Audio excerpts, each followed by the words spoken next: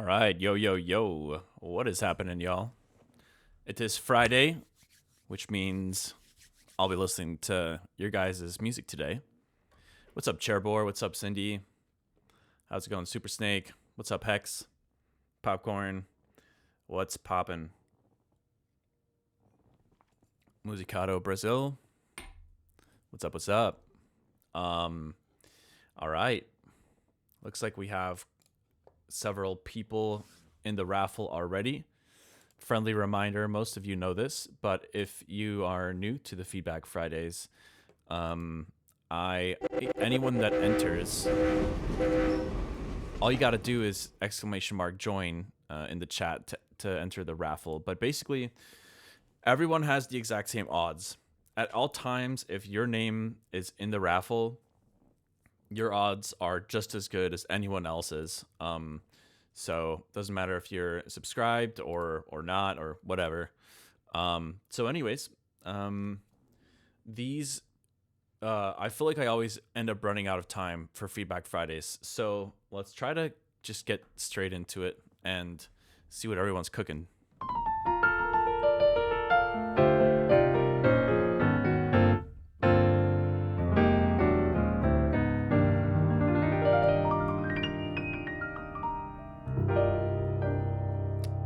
Who do we got first? Starting with Hex. Let's go. What you got for us today? Right off the bat.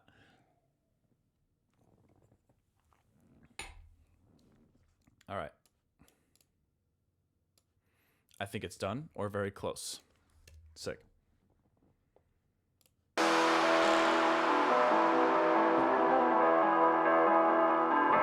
flamenco vibe.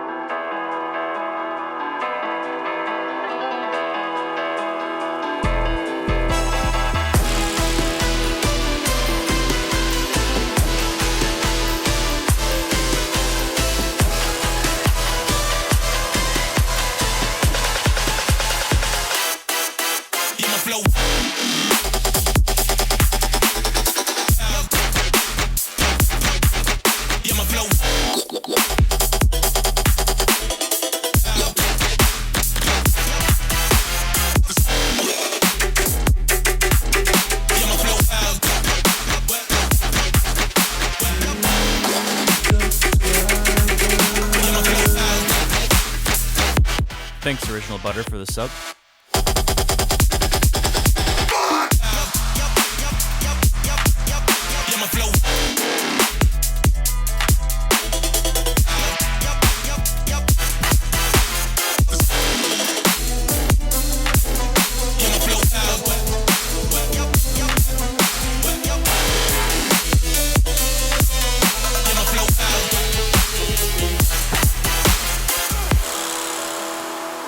Sick. So I believe you sent this potentially in the previous week, right? I can definitely hear the improvement.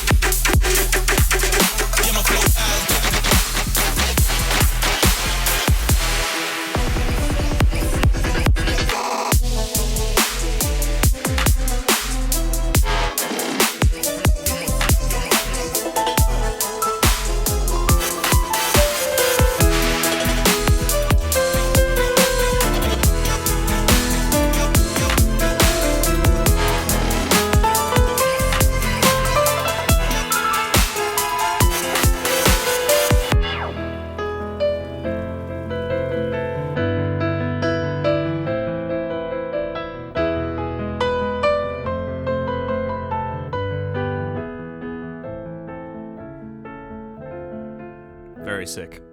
I like the track a lot.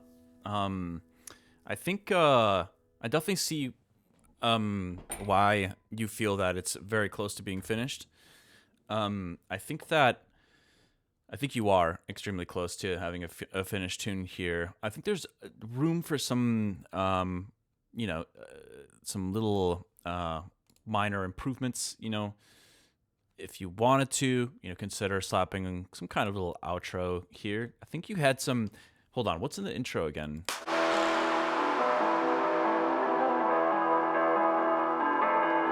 Yeah, there's some kind of like nylon guitar-esque patch going on here. I feel like it might be kind of cool to wrap up the song by playing that again. But yeah, I don't know. Just some food for thought. The big thing for me with this track is I feel like there are some moments where I wish the sub movement was matching the bass sound design. It feels like at times they kind of become separated in terms of the patterns they follow. I think like in my mind there's two like main categories I feel like for sub treatment in a lot of like, trap and dubstep and that kind of stuff. But like and correct me if I'm wrong here, but I feel like the main two categories are like either your sub follows your bass sounds exactly, or the sub is treated as a separate instrument basically the entire time, kind of like in a lot of like old school trap where you have those like more just like 808 subs sitting underneath, and then you got some weird sound design happening on top of that. And so I feel like it might be good to just double check. I feel like you're kind of more in that first category, but let me check. I might be wrong actually. Hold on.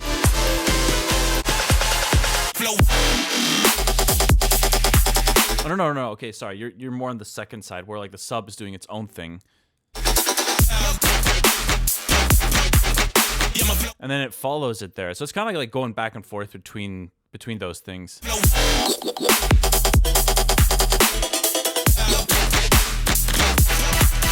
Okay, I think I might actually take back what I was saying. I think actually more so what could be helpful.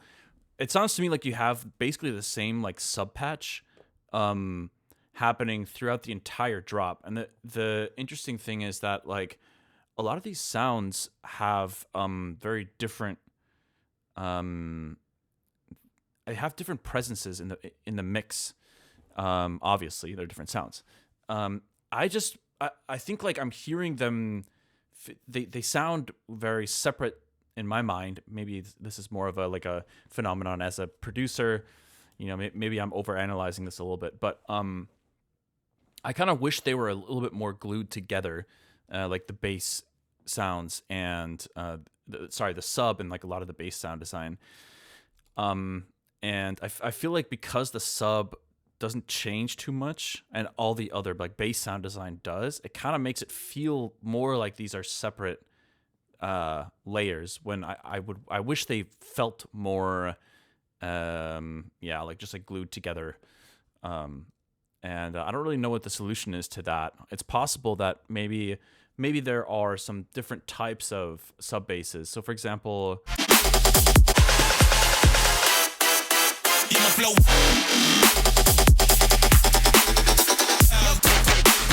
like maybe for that A pattern, those first 4 beats, or is it 4 or 8? Whatever. The first 8 where the sub is kind of following more so like the drum pattern. Maybe that's a different sub than the one that pops in here, where it switches to kind of like the different style and the sub is starting to match the bass sound design. But I think that's really my biggest concern is it kind of like it has a big impact on like I think the flow of the track, and kind of like the believability of the feeling of like this illusion that this is one kind of just one big bass sound. But anyways, that's pretty much all I got. I think outside of that, lots of good stuff going on. I feel like I can tell there's a bit of a difference mix wise. The drums sound great. Arrangement is good. There's lots of lots of sound design is like keeping your attention. I'm just gonna throw this out randomly, but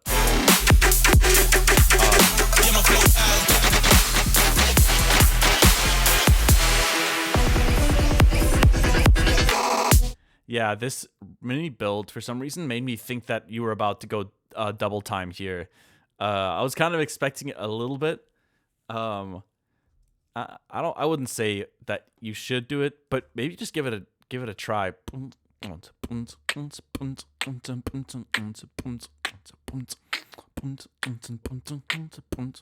like it could be cool at that tempo, even if it's just for a little bit. But yeah, that's all I got for you. Thanks for sharing. It's really lots of energy in this tune for sure. But all right, let's move on to the next person. What's up, Safaro? Good to see you here.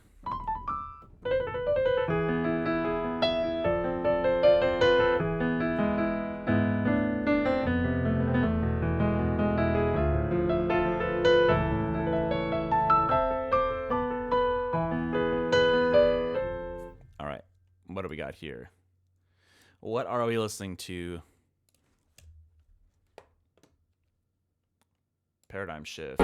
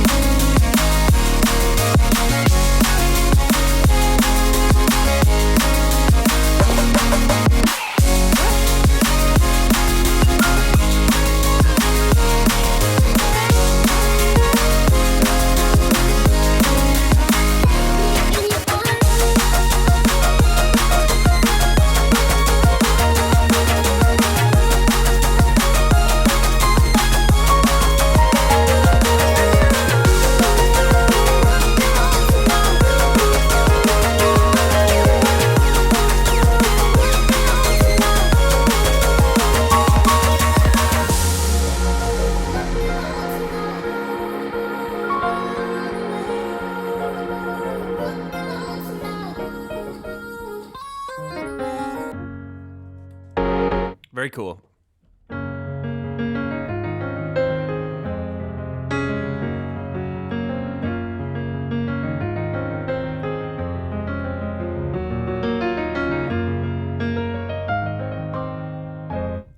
Okay, so first things first, I feel like it's a very convincing song from beginning to end. I think there's lots of good stuff happening here.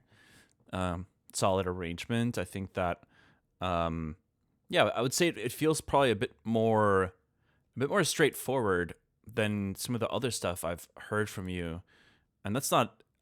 That's just an objective kind of statement. That's not a good or a bad thing.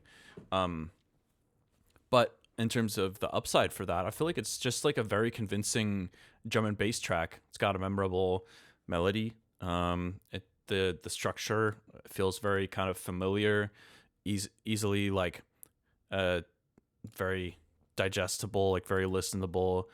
I really think that at this point, I don't know where you feel you're at with the song, but I feel like if I were in your shoes, and you have something that really feels like it's a quite convincing piece of music, I think that I think there's just room for a lot of embellishments and refinements and little moments of let's say like bringing out more of your let's say like some little tidbits of something like a little bit riskier, or I'm not sure exactly how to phrase what I'm trying to say here, but in general I feel like there's just flexibility for you to tweak and adjust and refine small things here and there, and give it kind of like a polish that might help separate it from I don't know, I guess like a lot of other music that is in this kind of like melodic drum and bass space. There's obviously tons of stuff in any genre. There's gonna be lots of other music that you can compare it to, but I think that it feels to me that like there's just room for you to decide to like take certain risks in certain places, maybe like slightly more, not much. I'm not saying like, I don't know, do a key change and then change the BPM, and then introduce like an on time signature, and then do some metric modulation and, and go on a 10-minute orchestral interlude before bringing it back to the original drop again. Like that, I'm not saying anything like that. I'm just saying, there's room for little things. I think there's, for example, I actually, for some reason, I had to think of Grant, even though he doesn't really produce drum and bass, but like, I think about a lot of Grant's like older stuff in terms of really great Foley work and embellishments for like melodic sound design. I think some of that kind of stuff would be really nice.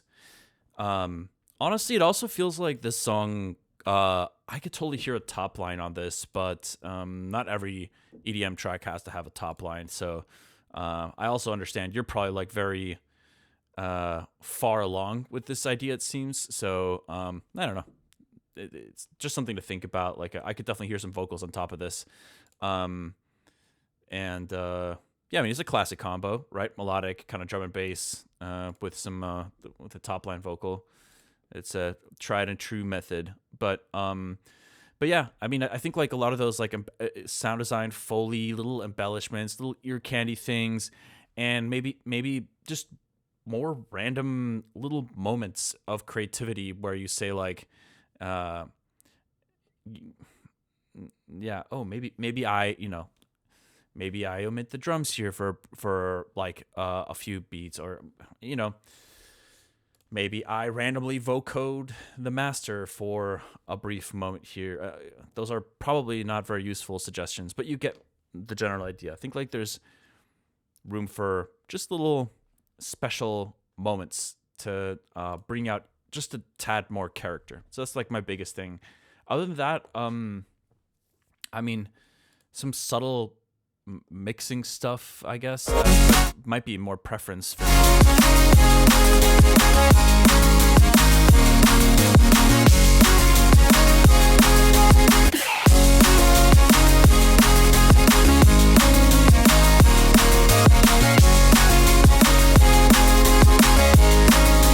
I feel like there's a little bit too much mids in the lead.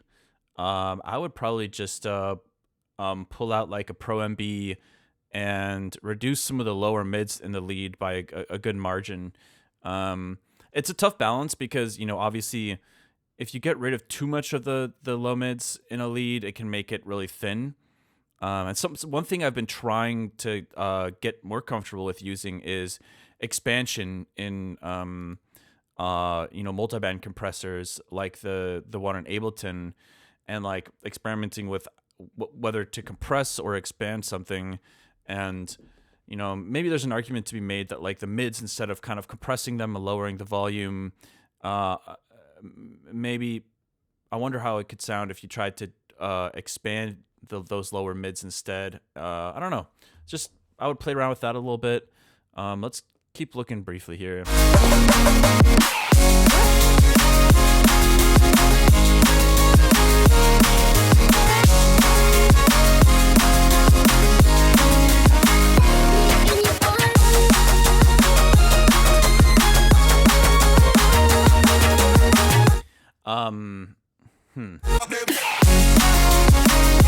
And speaking of like little moments where you have room to bring out some kind of character, I think this downbeat is actually a perfect example. A downbeat of the drop, obviously a big moment in the song.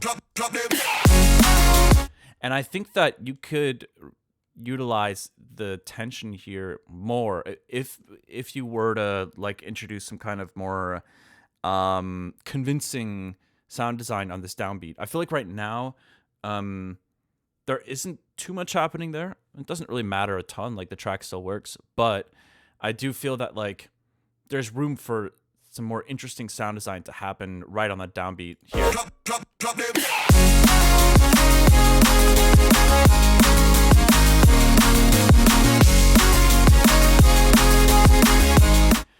I also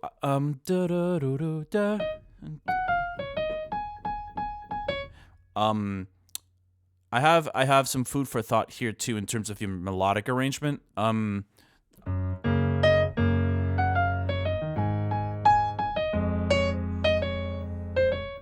So right now, pause. Right now, on that first downbeat of the next measure, you have a note playing in the synth. And I actually feel like those downbeats are really good opportunities for you to do something more interesting. Like right now, the most important part of the melody in the drop there, I think, is the so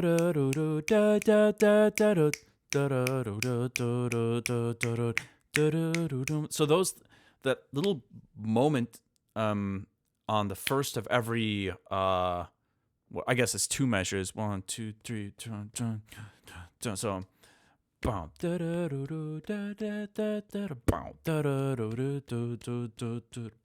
I think the first downbeat of every two measures, it's a really good opportunity to do some cool stuff sound design wise,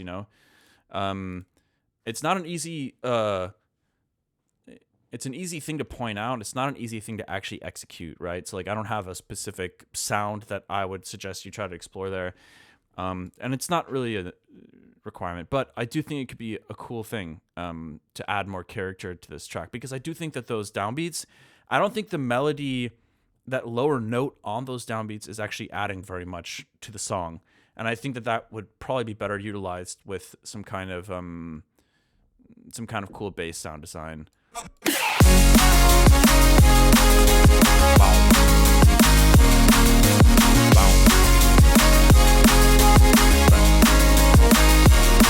Maybe not every two measures, maybe every 4 measures, but some food for thought, right? Because I think like it's just an example of what I was talking about with like maybe finding little moments to bring out some more character.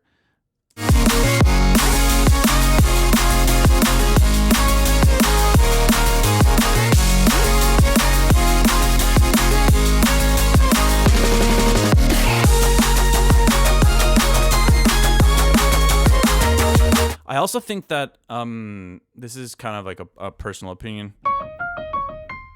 I think that piano with a ton of reverb can always be a nice like additional like layer for sections where not the first drop, but this like post drop section.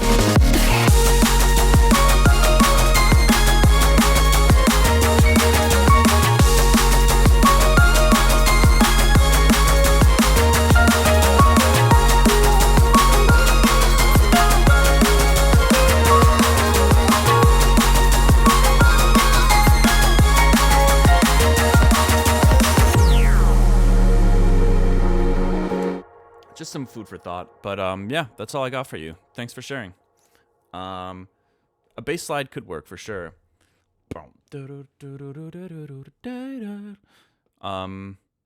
Yeah, last 5 to 10%. I think you're on the right track.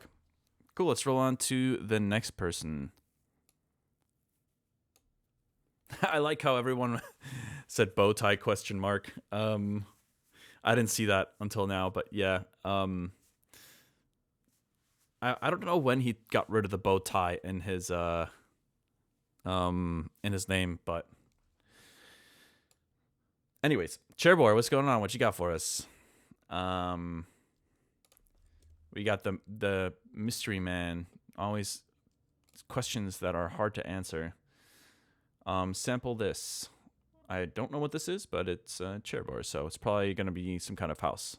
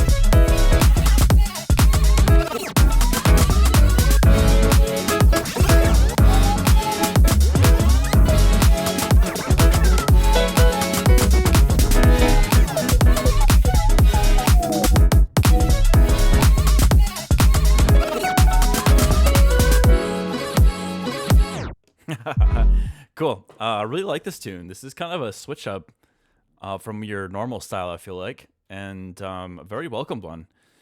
I like the sample work. I think it's a nice touch. It adds a different flair to your style, I feel like. And it definitely is giving it a little bit of a jazzier feel just because of um the voicing of those chords. It's really nice. So I'm trying to think about how to give the right kind of feedback here.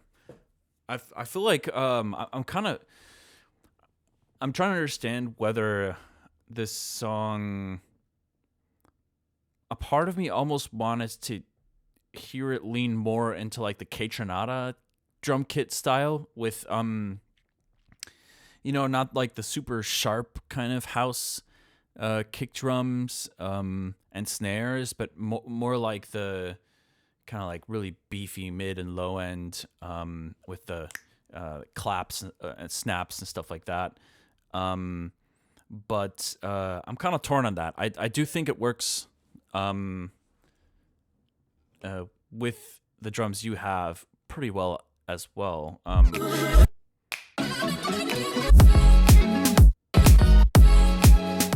And like, yeah, like, obviously you have some of those snaps and stuff here right before this initial kind of quote unquote drop.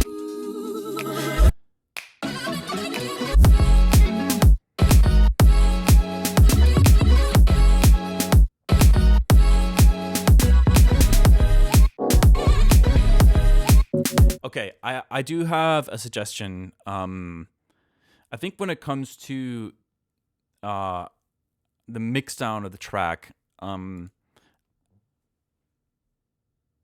would definitely recommend Kaytranada. Specifically, there's a specific song that I think is a really, really great. What? Huh? Hold on.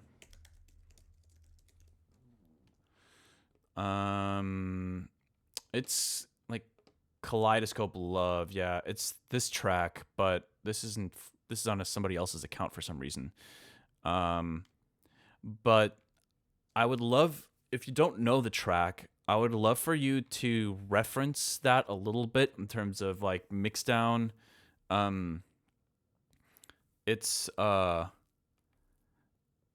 pretty, I think it's a really, it's just such a well produced track, and it feels like it's kind of relevant here. Like the original, so basically he remixed Kaleidoscope Love by I think Luna George, so there's a big top line element that isn't in your track. So there's a big difference there, but like the interplay between the way he mixes the bass line and the drums is like it's so incredible. And they're just like the way they're glued together and they don't interfere with each other at the same time is like, I've always loved that mix down so much. I just think that could be a really good reference point for you, stylistically, but also mix down wise, because I don't have a great I could try to describe roughly what I'm thinking about, but like I think it'd be better for you to just listen to that if you don't know it, and check it out, because I think that could be a really inspiring song. But anyways, I'm also hearing like some things like, maybe some Flying Lotus-esque elements in here, like Massage Situation by Flylo. Like there's like this like kind of groovy sampled vocal element there that I really like. And I think that you just have a good foundation for your idea. I think that I would love to hear you just spend more time on some more attention to detail, I guess mostly mix wise, really. Outside of that, there's probably room for like a little more, like maybe like a few more elements. Nothing like really upfront, but little embellishments. You know how I was playing the piano with some like reverb and stuff like that? That could be cool in moments.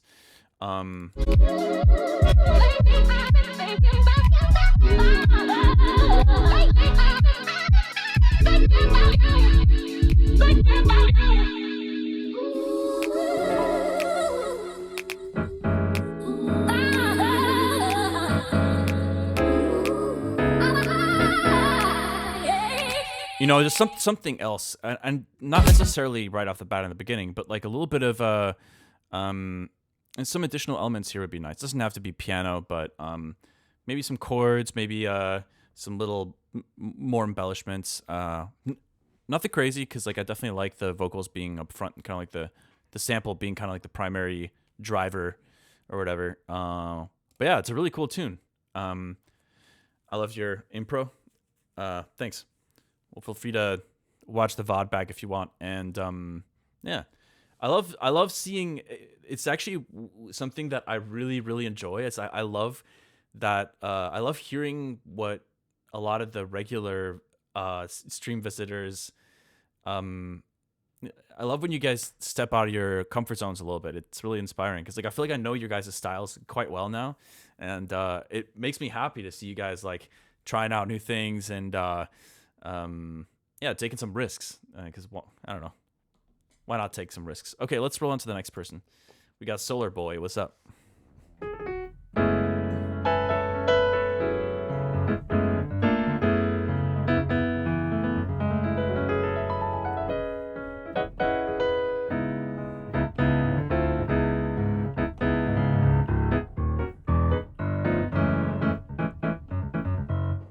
All right, what are we listening to here? What do we have? All right, this is Saviors by Future Perfect. We are who we're looking for. In a star, on a screen, in a God, in a field.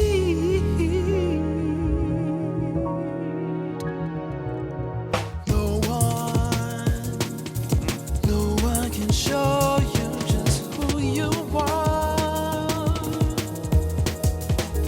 Where's your fight? Find your soul. Bring the light.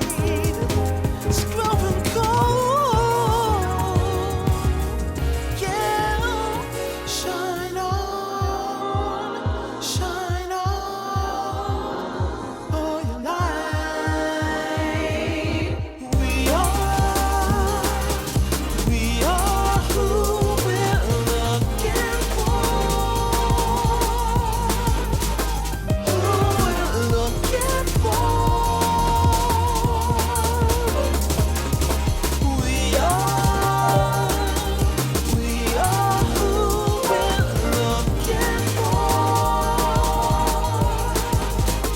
Who we're looking for.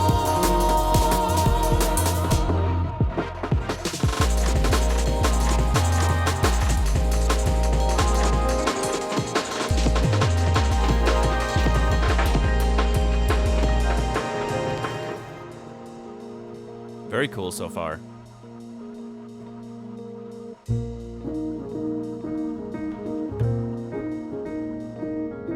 We are who we're searching for. In time, when all is right, someday soon, fade the light.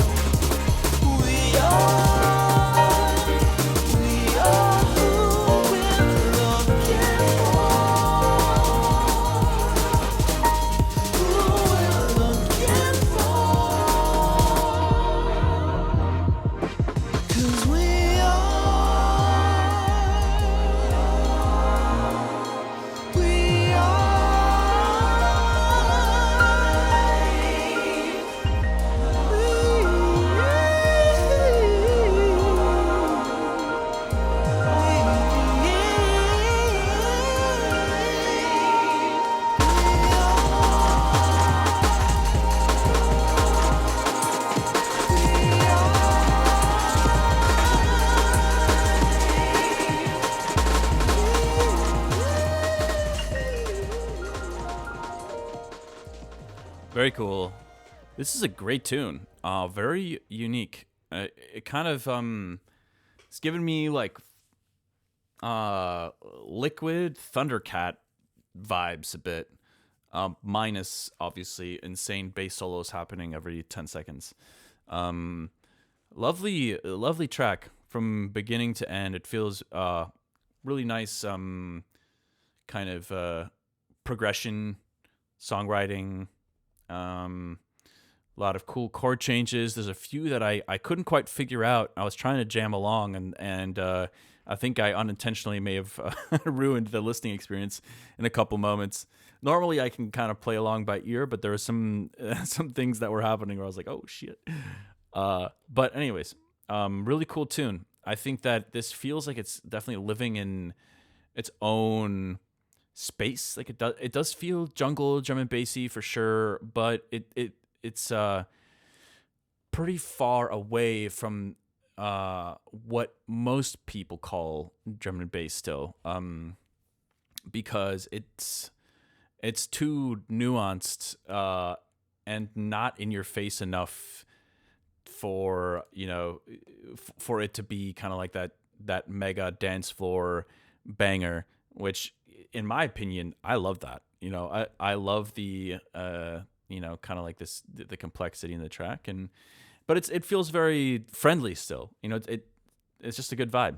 And I love that it has a lot of character and personality, again with the chord changes and the drum programming, and especially your voice as well. I'm assuming that's your voice. It does not sound like something you would find on Splice, let alone make with AI or something. So yeah, really lovely track. I'm trying to think about feedback here because as it stands, I think the biggest concern I have with this is more so the mix, the mix down. It feels a little it feels like it could use some tender love and care. But it depends on kind of your mission, your goal, and I can tell like you're very much doing your own thing. So I don't want to steer you in the wrong direction either. But it did feel to me that was just probably the one area of the song where I felt like there could have been a little more yeah, TLC. But Where's your pride? Find your soul. because right now, like the drums, for example, they feel a bit. The arrangement of the drums is beautiful, but I do feel that the sounds themselves, not so much like the cymbals necessarily, but like the kick and the snare and maybe some of the cymbals as well, I think could be. I don't know.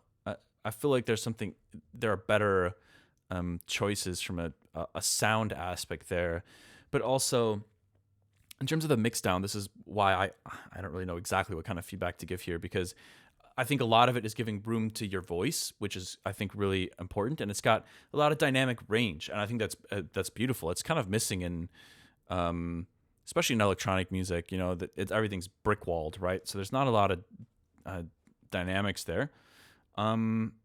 And so it's nice to hear something with a lot of dynamic range. So I would say, I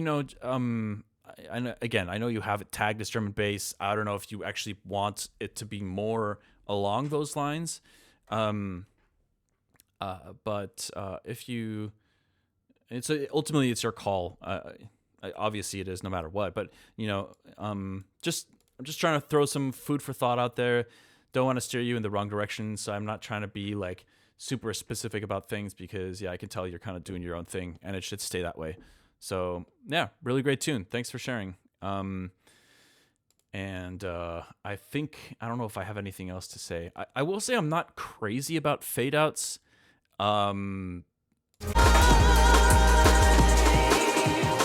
But I think it works fine. It's not a huge deal.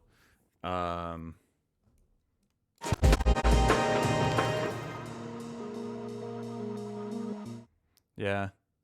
Okay. Yeah, so really, I think the biggest thing, I'm just gonna try to recap real quick.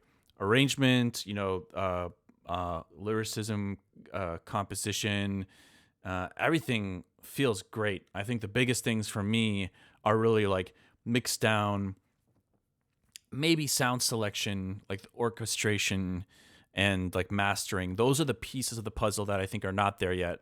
No matter what exact style you're going for, if this is, yeah, if there's anything you take away from what I'm trying to say, it's just that those elements I think are the ones that still have a little bit of a ways to go. Everything else is really cool. So thank you for sharing. Cool. Unmastered, yeah, that makes sense. All right, let's move on, y'all. Let's check out what else you guys got. Some good submissions today. Let's go. BVLK, what's going on?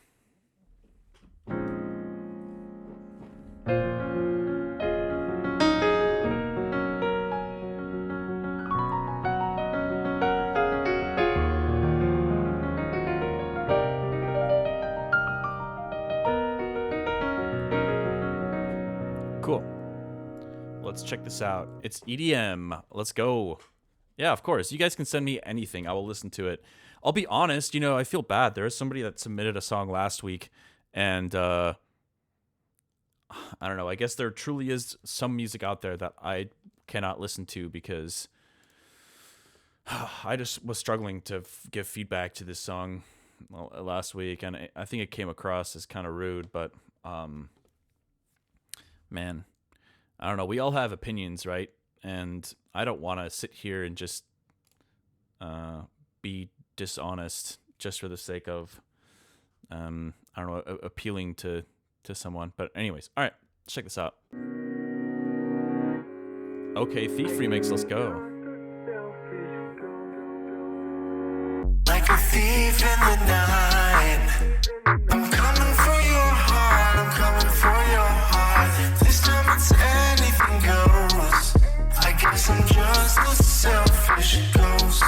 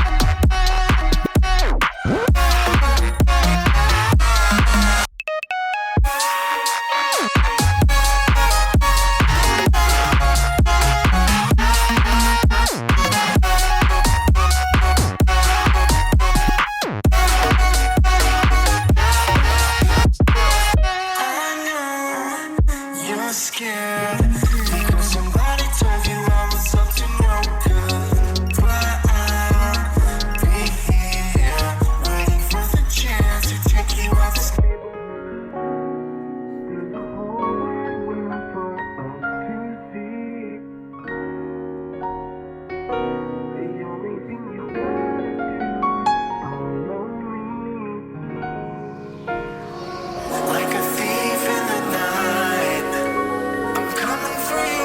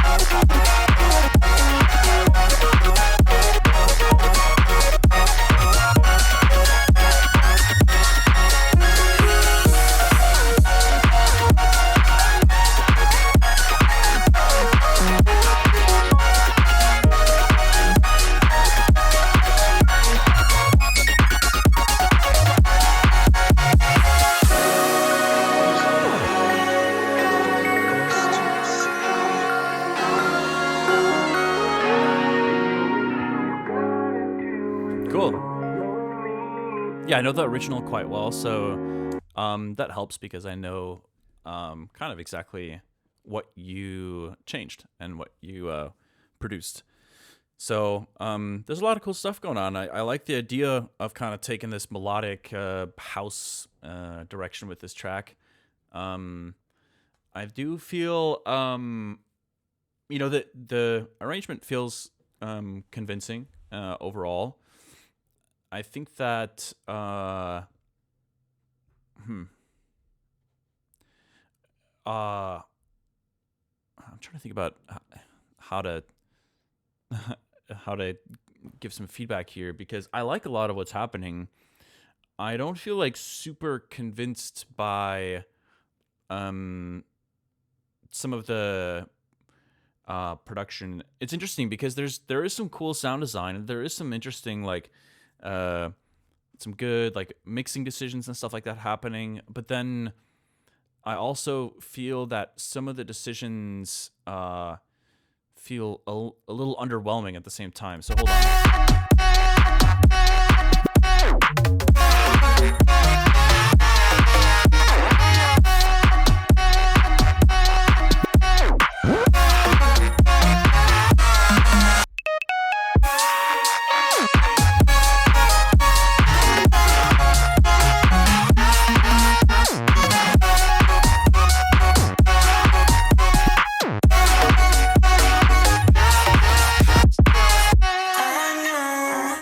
I think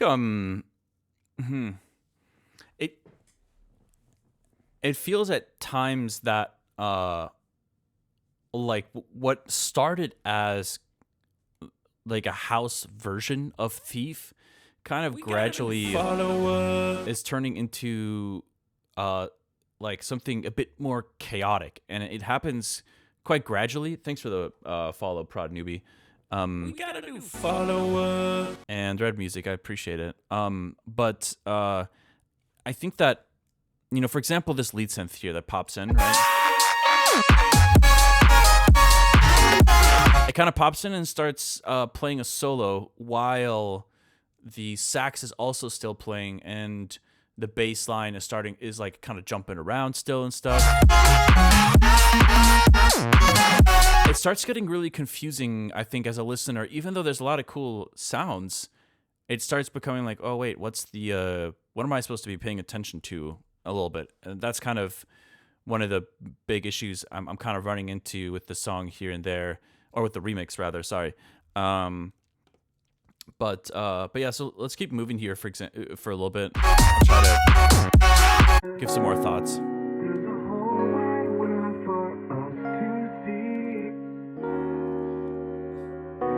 And this section is fine, but I think there's room for some embellishments, whatever you want to do, like some just a little bit more, maybe a couple more layers, whether it's like acoustic sounds or maybe some shimmering kind of like glistening high-end synth stuff. I think it feels a little bit empty here, especially because of how much more energy there is before this, right? It definitely, like the first drop, it feels like, oh, okay, yeah, this could be played out in a club, right? Something like that. It kind of feels like that's part of the intention here. It feels very dance friendly. The mix is good. And you're taking like this banger track, and like people will recognize it probably if they were to hear it. And then there's a huge momentum switch here.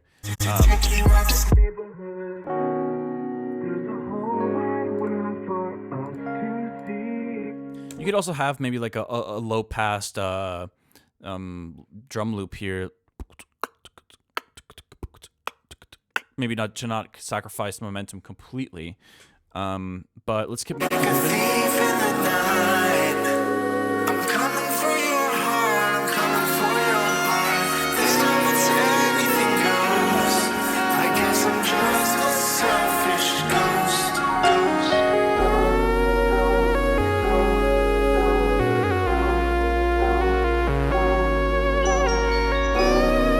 Also, I feel like the sub here sounds like it's going on a little bit of a tangent. Like it doesn't match the chords that we just heard. And I think part of the reason that it is confusing is there's no polyphonic synth here that is kind of informing us, oh wait, what is the chord progression? Because the chord progression up until this part is pretty clear, right? Like a thief in the night. I'm coming for your heart. I'm coming for your heart. This time it's anything goes. I guess I'm just a selfish ghost. And then the chords kind of disappear. There's some like oohs going on in the background, but it would be really helpful if there's some other layer that's kind of informing us of what's going on here with the chord progression. It wouldn't normally be that big of a problem, but I feel like the bass is or the sub is going into a different chord progression. I'm pretty sure. I mean, that's what it sounds like to me. I might be wrong, but yeah, I would kind of trust my ears on that. And then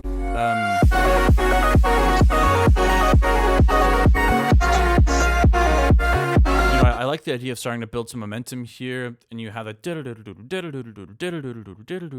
and that riff I know is coming up here as well.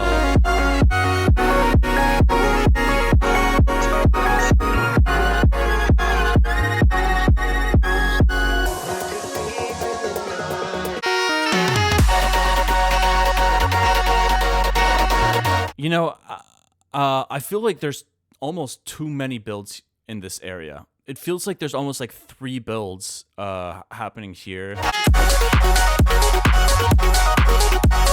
Because this is what we're building towards, right? And so the building starts here, right? And then it goes here, another build. And then it goes here, another build. I actually really like the sound design here, by the way. It's really cool. But I think that it's a little bit... I think you might be asking a little bit too much from the listener at this point. You're kind of like... like doing double builds, I think, can totally work. But if it feels like, to me, if I'm interpreting the track correctly, like there's some dance floor friendliness going on here. It feels like it's trying to still be like something that could be played in a club friendly environment. So it just depends on like how much do you want to lean into that. I totally understand if you don't care about that at all, in which case it's like, okay, fuck it, just keep it as is. But if you wanted to lean a little bit more into kind of like that dance floor factor, I would consider maybe, like, for example, cutting out this second build here and just going from this one here into this one.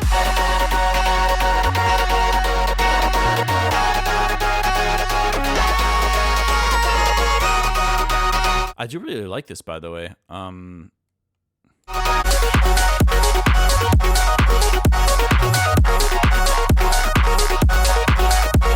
But yeah. Anyways, those are just some food for thought. I think overall it's a really cool. You're adding a lot of interesting stuff to the OG. So thank you for sharing. Yo, did I miss? Hey, what's up, Tokyo Machine? Good to see you here. Man, I just left Mofalk stream like 20 minutes ago and still got that sad taste in my mouth regarding what's going to happen to music producers. Yeah, I mean, it's hard to escape the AI conversation right now. It's where's your head at with that conversation, Tokyo Machine? Do you have any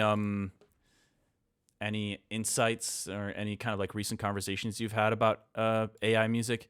I will say, I think it's kind of interesting. Just over the last like 6 months that I've started streaming more regularly, I've definitely noticed an increase in AI submissions. And, I make it pretty clear how I feel about AI music. And I do try to, root out when I feel like something sounds AI generated. I try to kind of like initiate those conversations and share my opinions on it. But yeah, I was curious. I saw you mention it earlier, so kind of piqued my interest. Be curious to know if you have a take there. But anyways, we got 12 entries here. Who's it gonna be next? My head's at like we gotta somehow grow to live with it. It's gonna be tough on DSPs, and I think a lot of value is gonna move to live shows. Yeah, and the stuff you can't generate, an experience of coming to a show, see your favorite artist live. Yeah, it's tough because I definitely agree with you that it doesn't feel good as an artist to compete with AI generated content, and I think that original promise that these social media platforms had, especially for artists, independent artists, and like being able to reach people, I feel like that's dying off, and not just because the it's oversaturated. That was already true. It was already oversaturated without AI, and now we have infinite generative machines that can just pump out anything and everything people want to see. And I'm afraid to think about the fact that, like, I'm sure I'm seeing AI content now that I don't even know is AI, and I do think that most of the time you can still tell, but I don't think always. And but yeah, it's tough. I hope that live music can help kind of can kind of take over and compensate for what artists are losing in the online space. But I think it's possible that music will also become like more of a local experience again, like community driven. Haywyre X Tokyo Machine fanfiction when? You make it. You can make it, Cherbor. But yeah, I think, I don't know. I'm trying to imagine like what my career would be like without social media, and I'm not gonna lie, like I was reading this book. You might enjoy it, Tokyo Machine. It's called Enshittification by Cory Doctorow, and he kind of talks about how some of these like big tech giants have kind of gone through an enshittification process, and largely I think he kind of hits the nail on the head in terms of how much they've changed and where the original value proposition was for these companies like Facebook, and why and how it's changed so dramatically. And I just think it's an interesting insight into why these platforms have changed so much. And I just hate the idea of trying to compete. Like, of course, there's competition anywhere, but the thought of like trying to understand, oh my God, what are all these algorithms preferring right now? And then putting all this time and energy into something, that's one thing, right? You're already kind of a free employee for these companies because you're promoting, like, more than anything, you're of course promoting yourself, but you're also always drawing people to Facebook, to Twitter, to Instagram. You're telling them this is where I'm doing stuff. But then on top of that, like, to be competing with AI, like, that just feels terrible. To think that, like, people would rather, most people would probably rather watch AI videos than watch a video that I personally handcrafted, because I mean, like, how am I supposed to compete with that? But anyways, just some random food for thought. So we'll see. Maybe we'll get some AI submissions later today.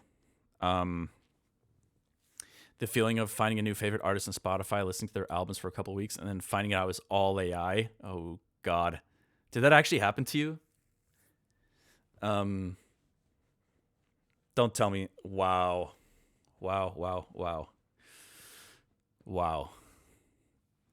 Yikes, dude, that scares me. I think enjoying it, it's not about whether you enjoy it or not. I understand the point you're trying to make, Mr. Zev. Yeah, why not drop the name Tokyo Machine? I think that it's more just, it's emblematic of a lack of transparency. These platforms are telling you, hey, this is an artist, listen to their music, support them, that your streams help pay their living. Meanwhile, it's just some random corporate conglomerate or some random dude who, created an agent that's generating, music, and he has, or she has zero idea about music, might already be, they're not creating anything. And so I think it's the lack of transparency, right? I think like if there was at least a label saying like I think it's crazy that Spotify doesn't have some kind of like, I understand there's no perfect system, like the whole Bandcamp banning AI. Like rightfully, people are like, well, how are you determining what is AI, right? And no system's going to be perfect there, but there needs to be some kind of labeling there, right? But the lack of transparency is a huge issue, and it's just frustrating, right? Because there's so many people that it's not about whether it's convincing enough and good enough to want to listen to it, because that's already a reality. That's already here, and it's only going to get more convincing, right? It's also, by the way, Mr. Zev, just to add to that point you were making, though, I'm just going to throw it out there too. Like, a lot of these companies aren't working ethically, and they don't care about whether they're ripping off artists. And you look at a company like Suno, who literally ripped. I don't know how this isn't a bigger deal. Like, I don't understand how there aren't more like pop stars, superstars, like people. Like, I know they're being sued by 3 major labels. I think they settled with one, but like, I think there's one other lawsuit on behalf of like independent artists. But the fact that there aren't more people kind of like voicing their concerns about this blows my mind, because Suno just straight up admitted to ripping all music that's available on the internet, and their entire self-defense isn't, no, we didn't rip it without any license. They're just saying it's fair use, which is totally not the case at all.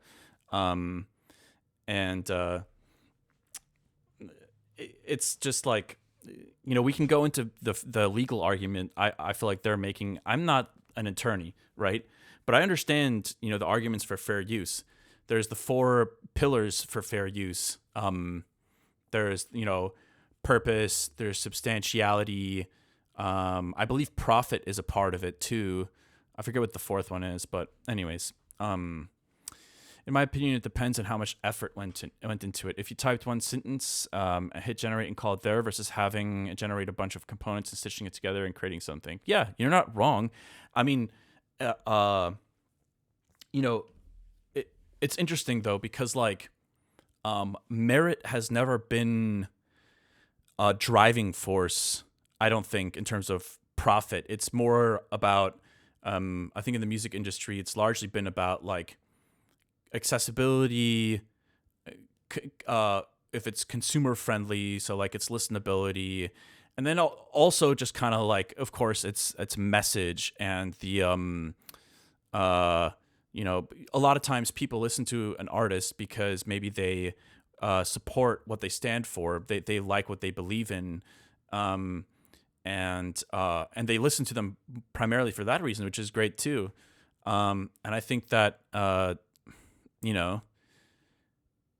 it's just super. It's super shady to not make it clear that you're listening to an AI song. In my opinion, if you feel like you're connecting to someone or something, and it was actually just a model that was, unethically trained on ripped music from the entire catalog of every artist that's on Spotify, then like that I don't like that, But anyways, I'm not somebody that's somehow like, I'm not saying, all AI sucks. Like that's not at all what I'm saying, and I'm not trying to be ignorant here. Like, I use technology. We all use technology every day. So like, I'm not saying there's not some world where it has a place in that we as artists can accept in like our lives and but it feels like it's like this unethical version is being shoved down our throats, and it feels like there's so many cooler ways for this to exist. There's so many awesome potential applications of AI in a creative workflow that just aren't being talked about. Instead, it's just kind of like these prompt-based unethical kind of like models using ripped music from artists that never consented to their stuff being used. So it's kind of, I just think it's a little bit silly.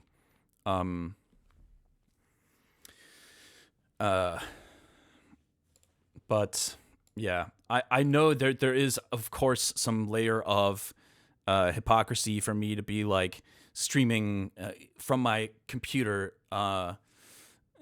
talking about like you know, oh, technology's taking my getting too advanced, or I don't know. Like there are a lot of great applications for AI. And for example, I love using Notion's meeting AI summarizer. That thing is amazing. Like I have meetings all the time, and I allow it to listen to the meetings, and then it gives me notes summarizing what the meeting was about, and it's like hell yeah.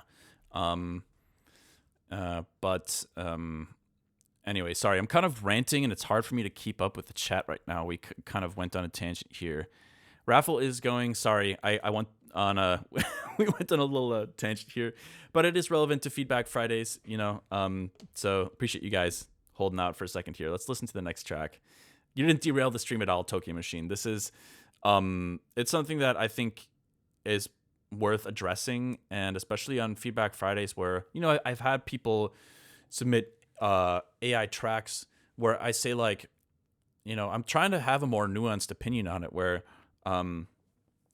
you know, if let's say for example you're using AI as a placeholder, similar to how you might use like a splice loop or something just to generate ideas. Like I get it, you know, and I would say like, if you're a hobbyist, I understand it more. But if you want to be a professional, I'm saying like, well, even for a placeholder, it's like, nah, do it yourself. Try to challenge yourself, and it's gonna sound bad. I think that's part of the point too, is that like you need to go through that process. It's, by the way, this is another point I don't hear people talk about a lot with generative AI music. People, you know, there's a little bit of a temptation to want to skip the hard work and just be like, oh yeah, okay, let me just type in the sentence and get something out of it, and it could sound amazing. You know, I just stumbled across some viral tweet of this guy generating like some rhythm music through some kind of AI model, and it sounded like any other like good rhythm track. And the point isn't so much about just the end result, like treating it like a product, but literally the process of learning something difficult. It changes you.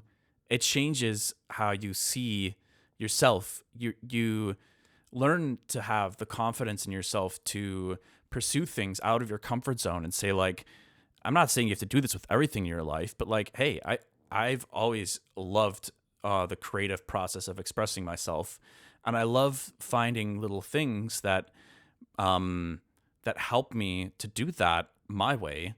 And you know, when I look back at where I started as a producer when I was like 15, just noodling around, and I like was trying my best and still making straight garbage for the most part.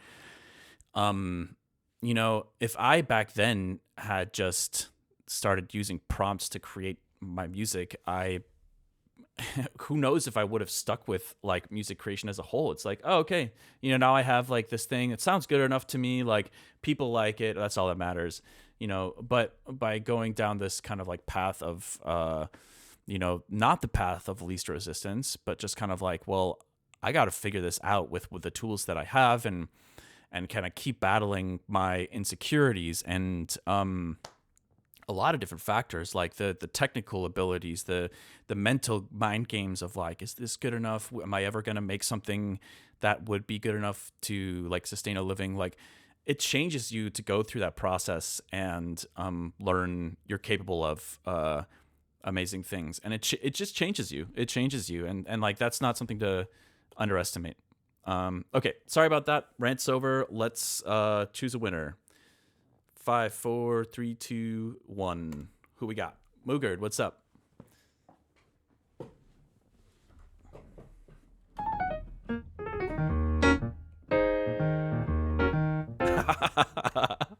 Okay, let's check it out. You got a Suno link for us? That is hilarious.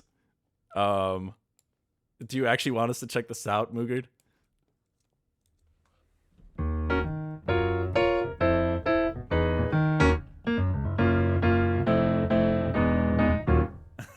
Okay. Is this something you generated, or what are we about to listen to? Bro. Where do I press play here?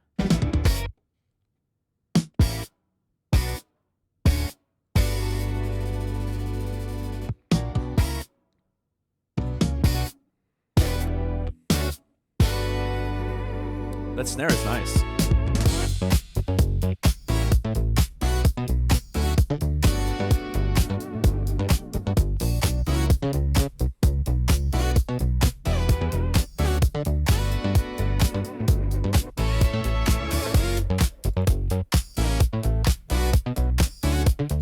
All this rambling about the negative implications of AI music.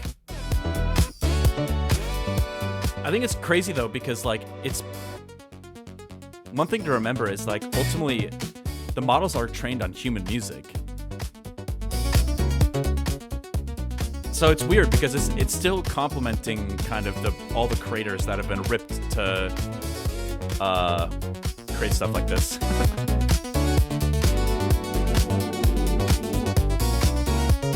Is this something you generated, Moogard?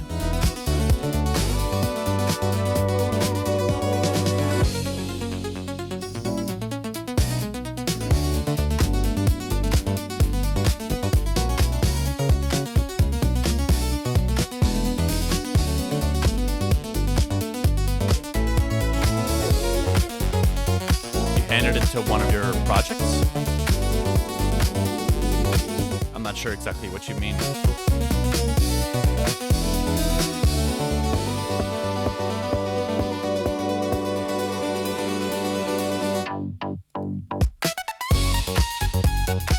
Okay. Well, anyways, I feel like I'd rather be listening to artists rather than generative stuff. So I appreciate you sharing it, kind of facetiously.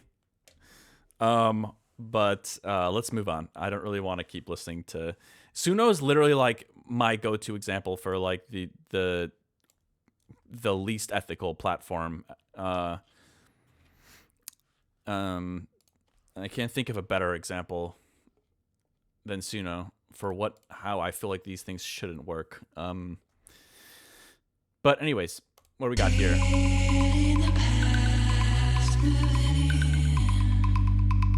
What? Wait. Oh. Is this a bootleg of I Remember?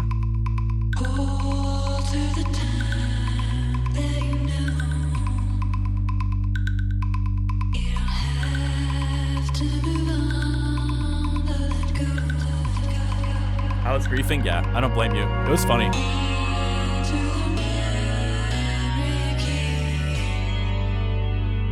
Oh.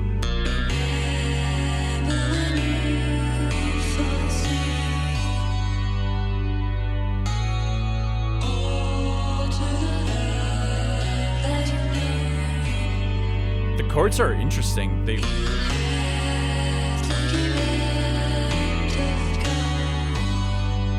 a little random.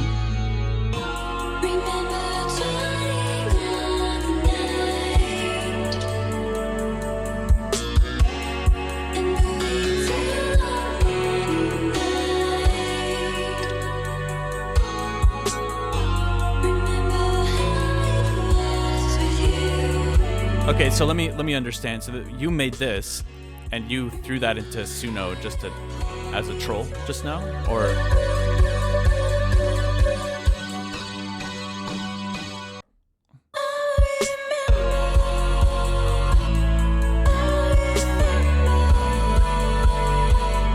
Ah, okay. Dude, the chords are cool.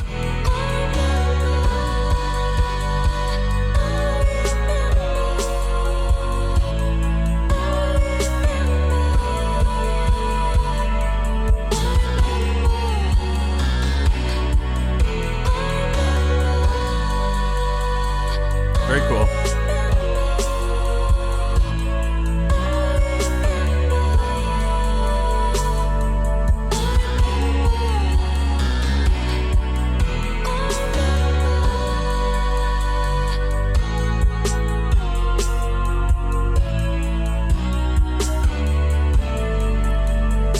Also, I mean, like, I think it's also important to have these conversations because, like, how else are we going to, like, collectively determine what we think is good or not good about certain technology or, like, developments in general in our world, right? We need to be able to hash these things out in public forums and in private forums as well. Dude, the idea of doing like a French house remix of this is really cool. There are moments where like it felt like it might be going in that direction. But dude, you wrote some really nice chords here. I do like the vibe of it being like a little bit more subdued and experimental as well. If you wanted to, at some point later in the song, you could do something a bit more forward to the floor. It kind of gives it this kind of fusion, jazzy fusion vibe almost that you obviously don't get in the original. So you should keep working on this, man. I think you're definitely onto something. And for what it's worth, you know, this could be this could be a bias thing here, but I like what you did way more than whatever Suno spat out, by the way. And I'm not just saying that because I don't like Suno. But yeah, this is a cool idea, man. You should do something with it, or just keep working on it. I could definitely see it going a lot of different directions, and I like it as is too. So thanks for sharing. All right. Let's keep moving. Sorry, I fell behind a little bit here. What's up, Amp6? You got something for us?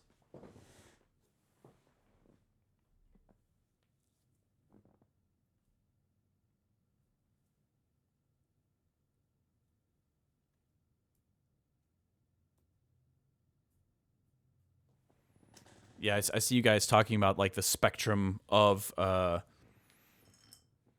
you know, AI, fully AI generated to fully human made. And it's interesting. I really don't think that I just don't think that that's going to be a sustainable conversation. Like I look at I think even just like I saw that ASCAP, for example, now, and BMI I think as well, they allow you to register when you're uploading a song. They basically require you to say, was this fully AI generated partially, or is it fully human made?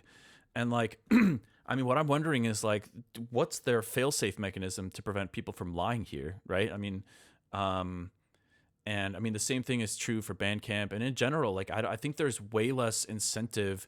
I heard somebody comment this online, I believe. There's less incentive to proofread or to kind of police whether something is AI generated than there is in just having AI generative options there to begin with. So I think like it's going to be really difficult to police that. And I think arguably maybe even impossible, but I don't know. I could be wrong. Some more thoughts. Let's check this out. This is Xenon Final by Amp6.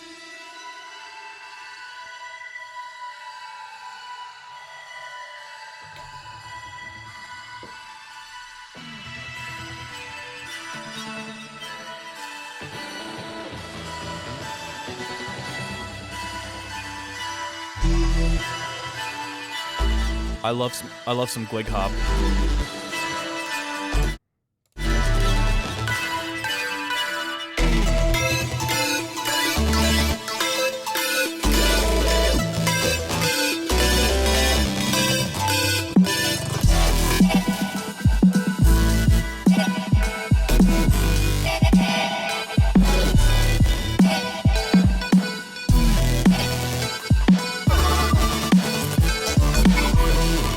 Cool sound design.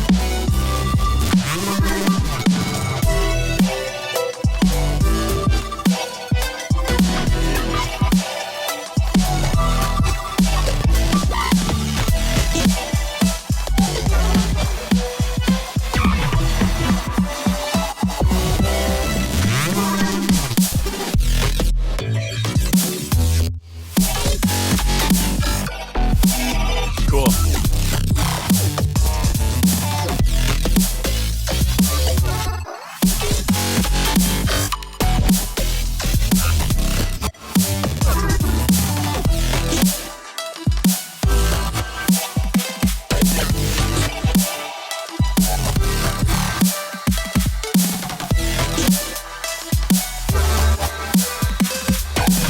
Kind of feels like Papa Roach meets AU5 glitch hop.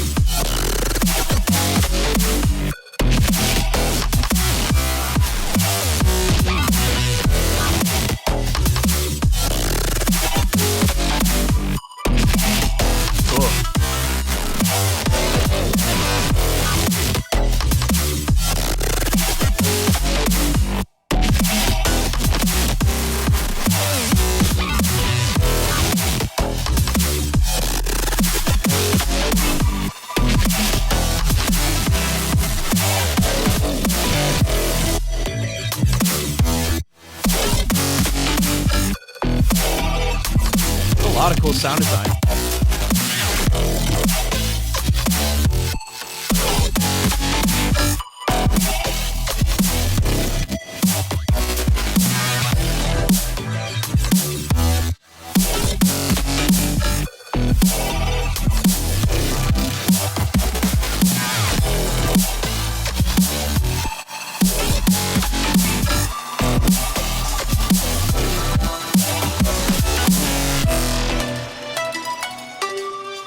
Very cool.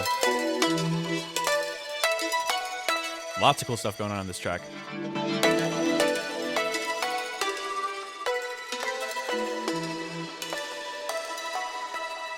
Okay. First of all, I definitely got to commend you. There's lots of really cool sound design happening in the track. I feel like for some reason I picture a like a synchronized visual, animated visual of some kind would be really cool along with a lot of the moments in this track. But as a whole, like the arrangement is good. I think there's a lot of really tasteful. I think a lot of your a lot of the character in your artistic character, I think, is kind of like shining through your sound design choices.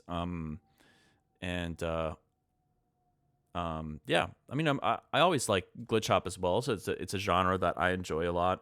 It's a fun tempo to work with, fun genre to be in. But I think that I have one. I think like my primary bit of feedback with this track is, I think as much as I feel like the greatest strength in this track is maybe also a little bit of a weakness. There's so many fills and moments and negative space that it almost becomes that much harder to, let's say, casually listen to it. Like when you're listening very attentively, it's really fun because there's so much that rewards that, right?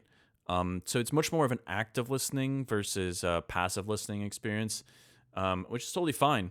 But a part of me does wish that it maybe leaned a tiny bit more into like the passive listening kind of style, where maybe there is a slightly more consistent groove, or like maybe there's some kind of like rhythmic element that's helping kind of ground things a bit more. So let me try to go to the first drop and maybe I can think of something.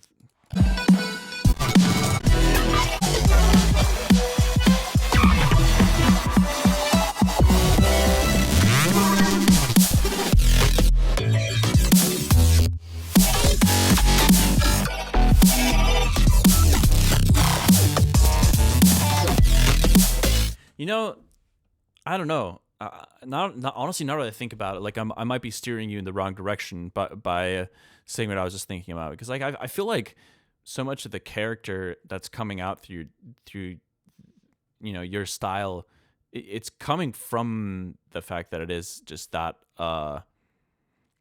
there is that much sound design, and I don't want to steer you away from that. Yeah, it's weird. I think like sometimes I try to give feedback based on ways in which I think a certain a certain different approach with the song could maybe make it more listener friendly, make it a little bit more digestible. But like also some tracks, obviously that's not the priority, and it's not like it's listener friendly or not. There's a spectrum, right? And so it's a personal choice to decide like it's a personal thing to decide whether you want to lean into that or not, right? Obviously, like pop music is probably the most extreme example of like, well, it's generally speaking, it's music that's very intentionally written to be very listener friendly, and it can be very enjoyable as from a passive listening experience. But yeah, I guess maybe that's not the way to steer my feedback. I was thinking for a moment like a little more of a consistent groove could be interesting, but I wouldn't want you to stifle your style either, right? I don't want you to yeah. So I don't know. Maybe I don't have feedback for you. Hold on. I think I just rationalized why I should never do Feedback Fridays again. Basically, everybody should just do what they want to do, and that's that. And it's kind of a funny thing giving feedback on something that's like purely subjective, ultimately, right? Because if we're giving feedback based on just subjective opinions, it's like, well, yeah, I don't know. It's like, this is cool. I like it. I don't think there's anything you have to change at all. And I don't think there's really only an objective perspective to music for like from a commercial standpoint. Like what is like basically scientifically proven to be very consumable by as like the most people, like the average person. Yeah, I don't know. I don't always like putting on that hat. You can wear a tiny version of that hat sometimes, not like the full hat, just a partial hat. What the hell am I saying right now? I think like maybe the only other thought process I have here too is I'm not sure if I'm too crazy about the mix down.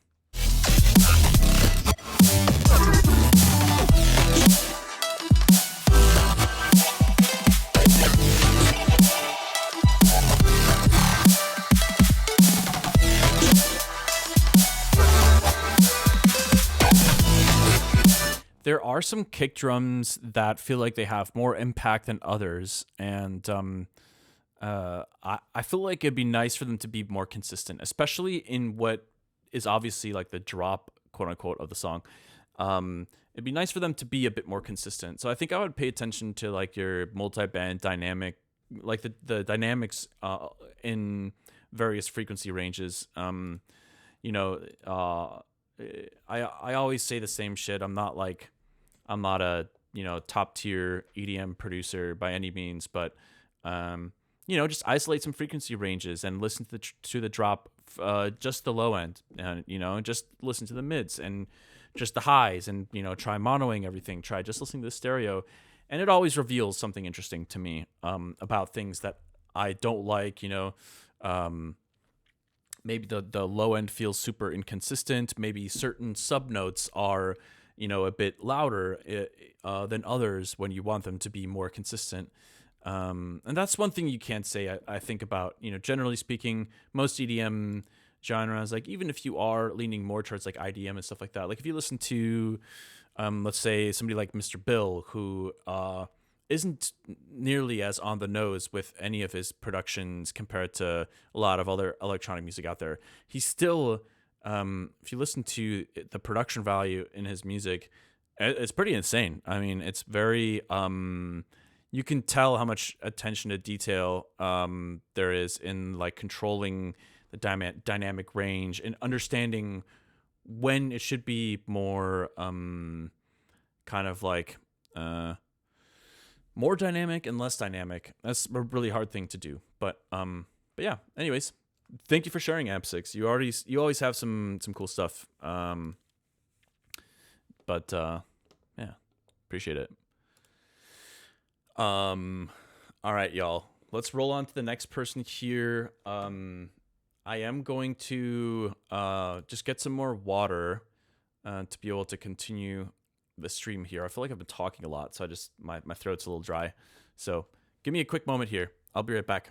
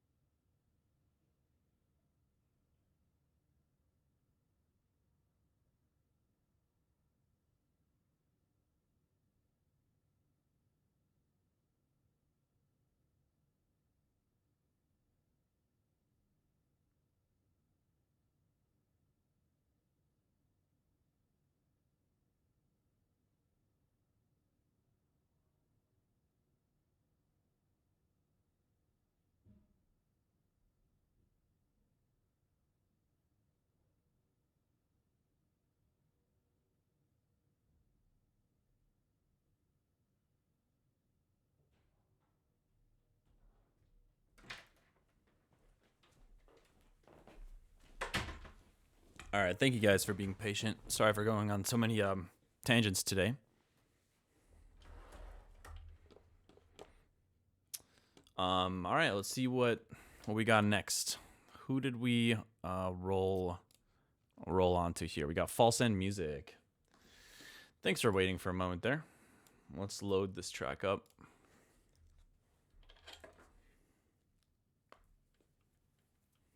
Or Falls End. Mobby.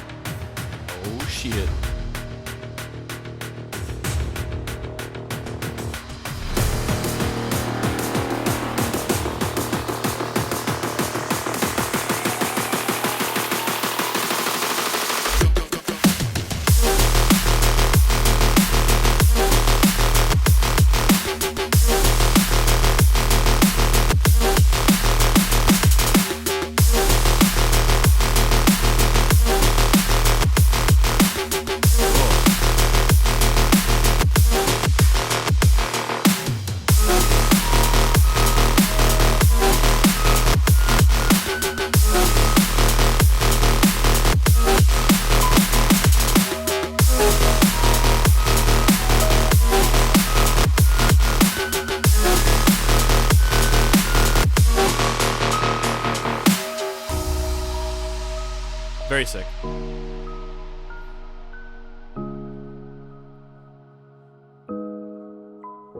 A bit too quiet here, but really digging the track so far.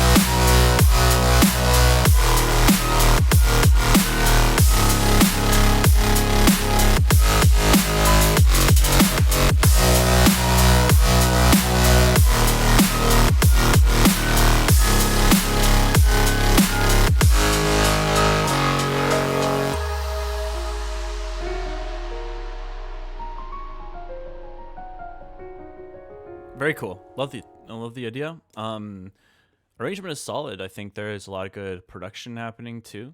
I trying to think high level if just on a bird's eye perspective, if there's anything that really pops out to me.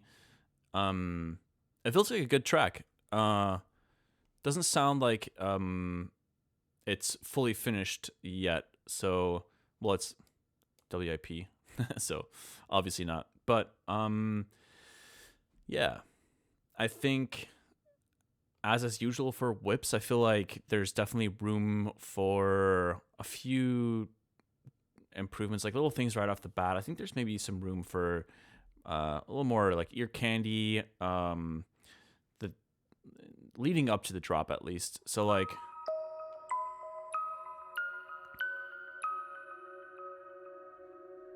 It's also a little bit quiet. There's probably a little bit too much dynamic range at the moment for a track like this. I would probably, it's always helpful. I don't know if you already have a limiter on here, but if you do, I would just try to level things out a little bit more. I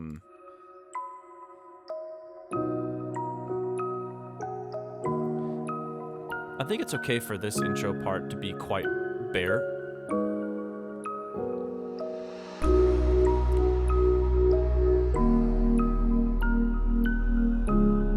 But yeah, I think there's just room for maybe some other additional little sound design things. It doesn't have to be anything crazy, like just some little gentle arpeggiated, like little synth sounds, shimmering little things. It could be nice.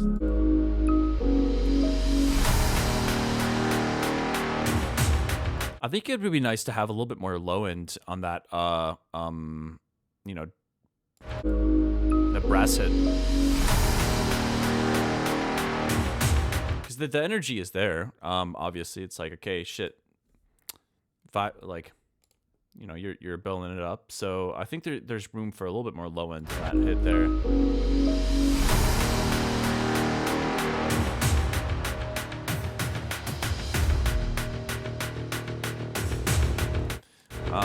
Let's go to the drop here for a second.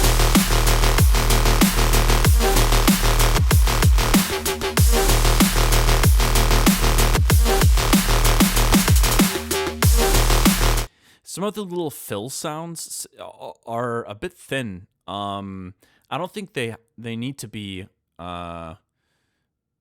quite that thin. It looks like they sound kind of like high passed a bit. So for example, right here, that one, and that one as well. So I don't think you need to cut down the low end like that just to kind of preserve the impact for the main sound necessarily. I do like the sound design. I think it's cool. I actually, this is kind of random, but when you use the same sound design to kind of like outline the chord progression, I like that. It's a good idea. I think it's cool to kind of like basically start off the track with, it's got like a little bit of a res vibe to it, a little bit, you know. But in general, you know, that kind of just playing around with that tonic and not kind of moving around to the different notes from the chord progression from earlier. I think it's cool. It kind of drives the impact home a bit harder. You know, you're not focused on, you know, the different chords that are being played. You're just hearing that one note, and I feel like that kind of preserves the impact, makes you focus on the energy a bit more. But it's cool because then in the second drop, you use the same sound design to, you know, play the actual chord progression.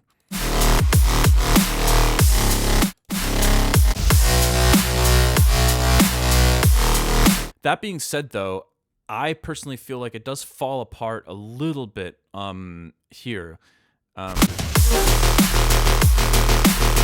It feels like in this particular note, on this particular note, that sound design is a little bit more fine tuned than it is here.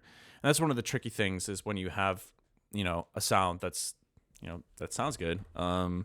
You know, if you're pitching it around, it often needs different adjustments depending on which pitch it's playing, and I think that's definitely the case here.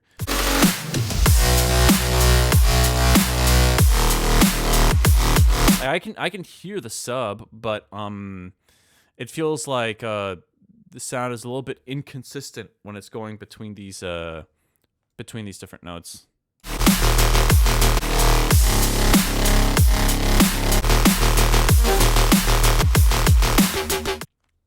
And also, I kind of think that I was thinking about the minimalism you have for the second drop. I definitely think it makes sense. Like, what I think what you're doing makes sense, but I do feel like there's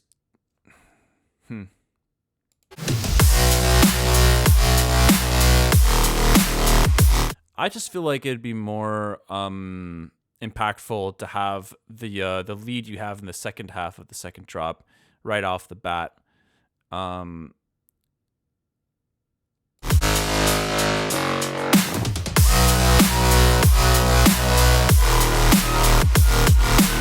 Just the higher voice leading layer, not the bell.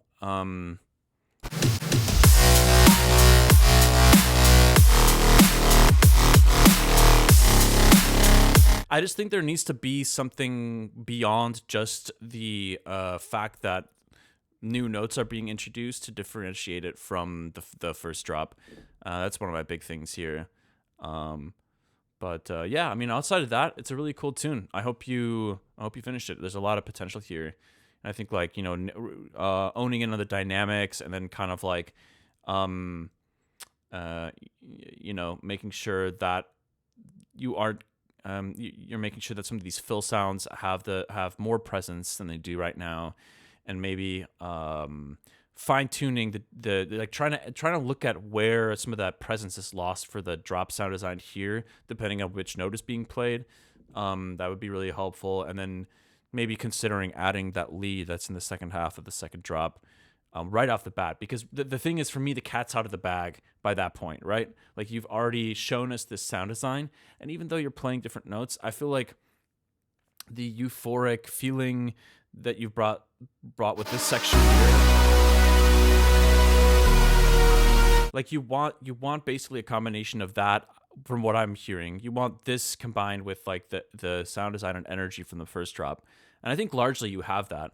But I do feel that I feel like you're reaching this an emotional height by introducing this big synth melody moment, chord progression thing here, and I think you need to incorporate more of the energy that is happening melodically here into this, and not just having the bass sound design moving around, but also finding a way to like incorporate like let's say that lead in there would be really helpful right off the bat. But yeah, anyways, that's all I got for you. Thanks for sharing. Let's move on to the next person. Musicato. What's going on?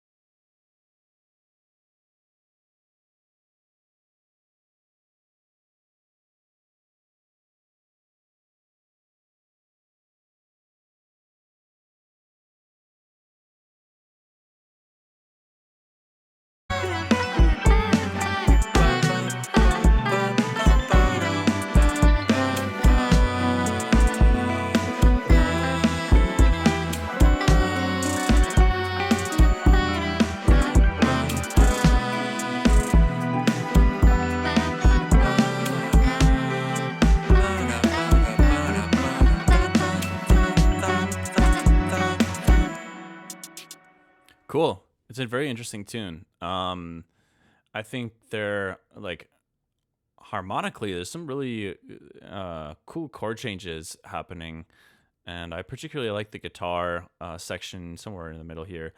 Um, and it's an interesting choice too to have like the male and female vocal singing in tandem. I think that for me,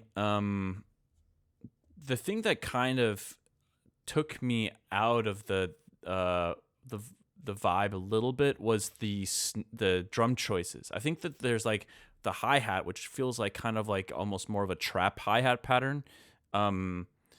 and the snare felt like a little bit intrusive for like how gentle the song was, if that makes sense.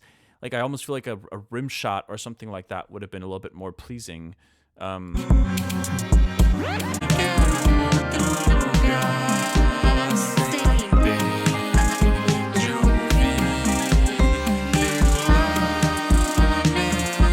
Yeah, I think that those are some considerations for me, and it's obviously like a very kind of like exploratory piece in a lot of ways, right? You do kind of have like a head here in the beginning. I couldn't quite make out the structure of that, but it sounds like it does repeat here at the end again. So there's a lot of cool stuff going on, and I really feel that the biggest bit of feedback I have is probably like the sound selection for the percussion. I think that rim shot probably would have been more pleasing. Kind of would have matched the gentleness of the vibe a bit more in my mind, and also the like the trap hats, those things.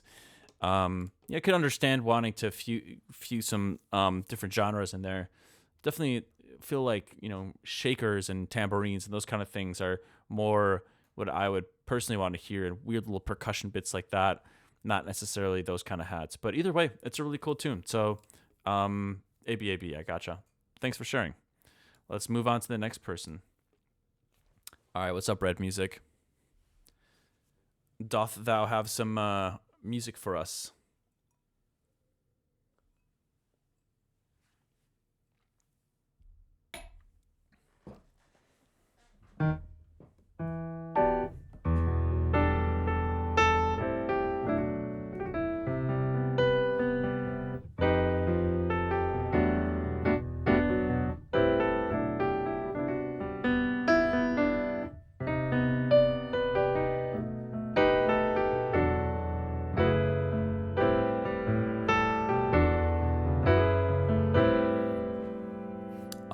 Might have to move on if we don't hear back from Red.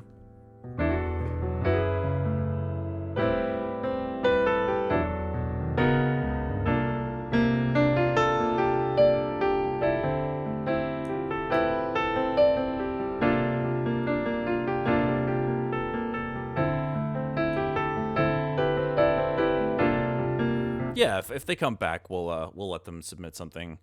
But it looks like they're AFK for the time being. So let's try to roll to someone that is here. Marty Menning, what's going on?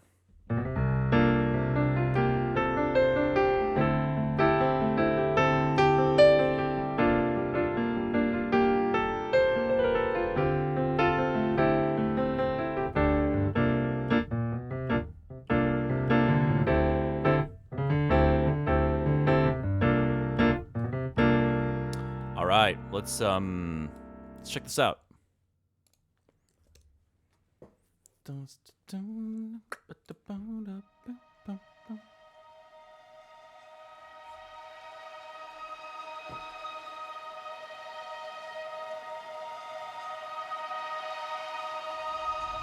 darkest of nights and darkest of roads, the sun will come back around. The winter may stay longer than before, but it won't always stick around. I promise. Is this like a splice vocal? It's forever. It comes and it goes just like the weather. For the hardest of times, you're never alone. So believe me, we will rise.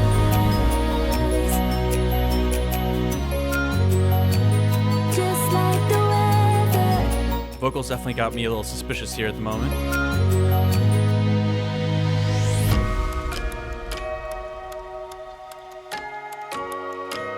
Just like the weather.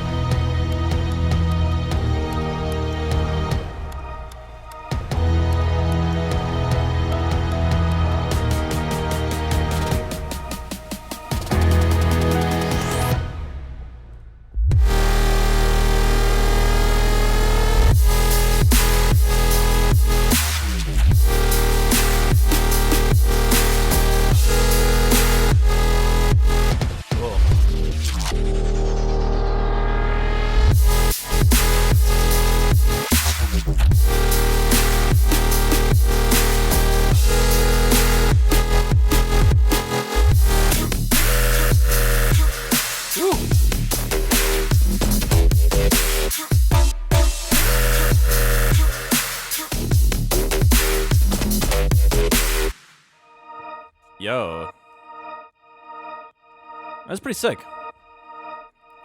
It took a moment to get there, and I appreciated the the arrangement leading up to the drop. The drop is sounding great.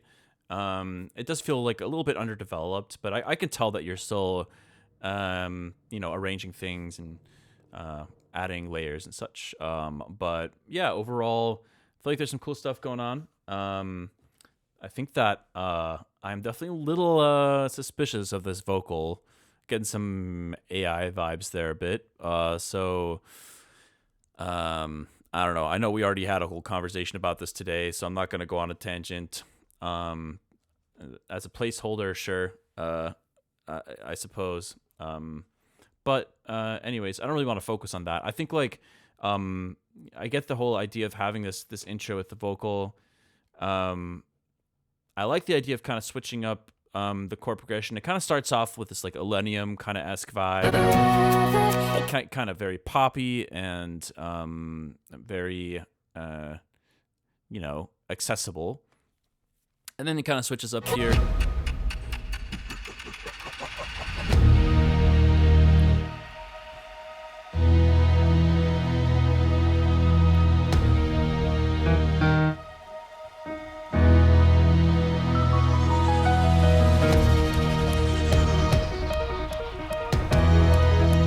I think there's just room to keep adding. Like it feels a little bit barren, like start getting some staccato strings going on the.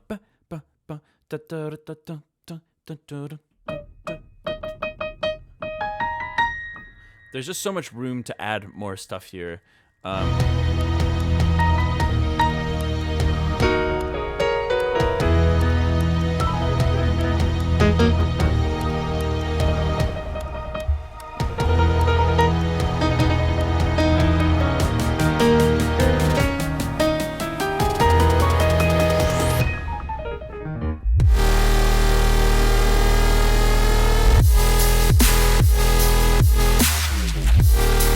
Also, I do like the drop a lot. I will say there's a particular sound in the second half that is really sick. Hold on.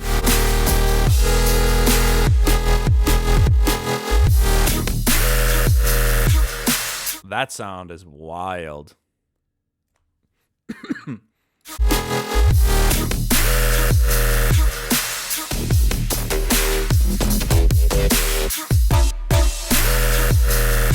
I really like the arrangement here. You start with this kind of like big, distorted kind of saw chord melodic vibe going on here. Energy translates really well from this kind of like orchestral section here. I'm not gonna lie, dude. I'm tempted to just be like, dude, just I personally think just cut out the first minute, man. Like I know that,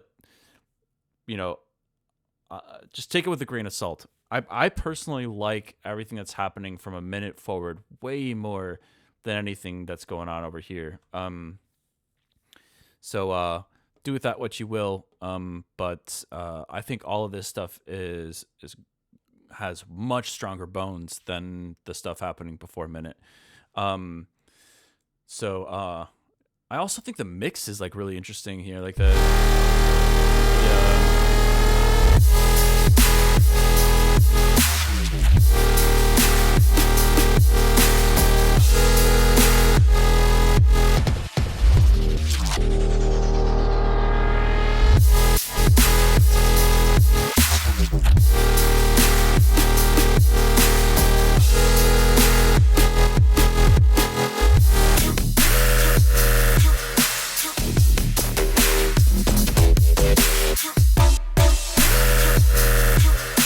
that's fire, man. That's really cool.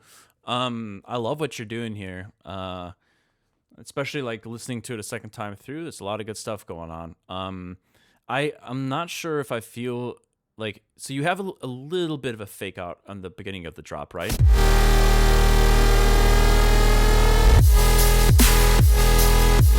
Right? So because of that, I don't know if there's a need for you to do another fake out halfway through this initial drop.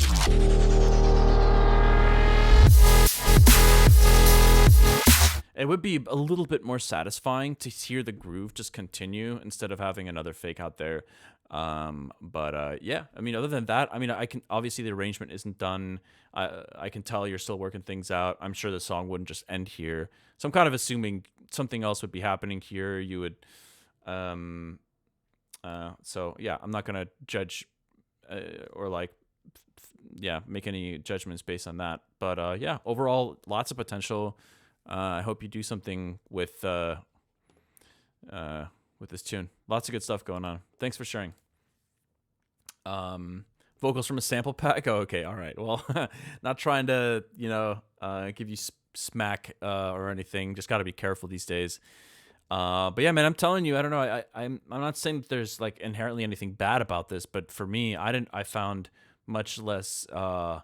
I didn't find this first minute nearly as interesting as everything that happened after that. So take it with a grain of salt, and that's all I got for you. Thanks so much for sharing. Really cool idea. For fake out the fake out, right? All right, what's up, Super Snake? What you got for us? Damn, followed 10 years ago.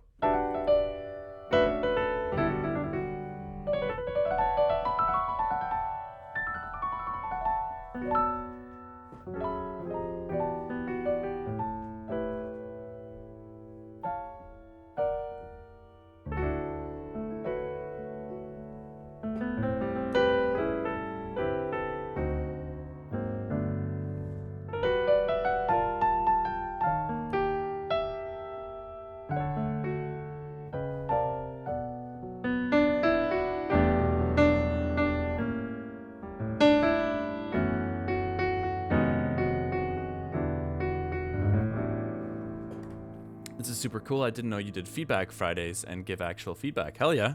So many channels don't just say sick. Well, listen, I love music. I just love music, and I love sharing my 2 cents where I can, and and in the hopes that maybe it helps in some small way. All right, this is Like the Way by Super Snake. I like the way you're going down in it, drowning in it. I like the way you're going down in it, drowning in it. I like the way you're going down in it, drowning in it. I like the way you're going down in it, drowning in it.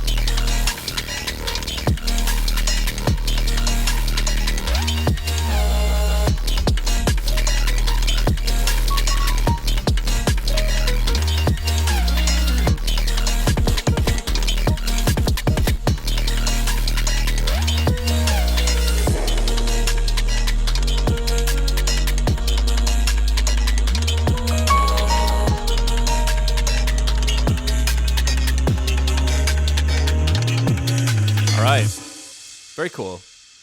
So I feel like you have some good bones here. There are some things that are working quite well. I think like the structure is good, the arrangement, and that vocal chop is probably the most memorable part for me.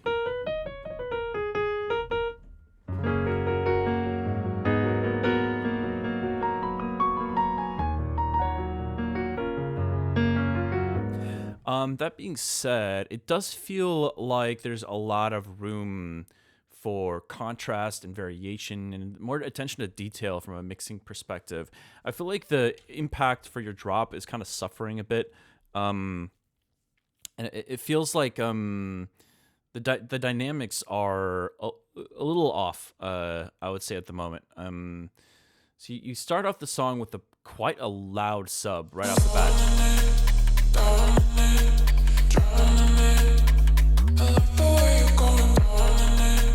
I feel like you might want to leave a little more room in terms of like leaving a little more of the impact to the drop, and yeah, you could definitely turn down the sub here.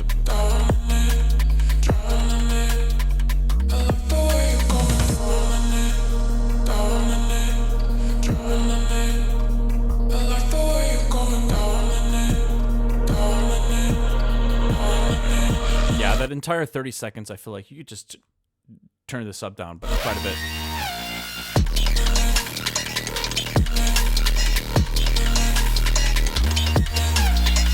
So I don't mind the general like motif for the drop, but it feels very bare bones. You know, I think if you have more variation in there, it will really sell the idea a bit more. And you know what? A simple way of starting to introduce some more variation is you think about, okay, what are the most important notes that main patch is hitting, and then try to omit stuff that feels like it doesn't have to be played with that patch, and try to experiment with other patches that can kind of like contribute a little bit of you know, some interesting variation. So that's kind of one of the things that struck me right off the bat, is that there absolutely should be just more contrast, more variety in the sound design.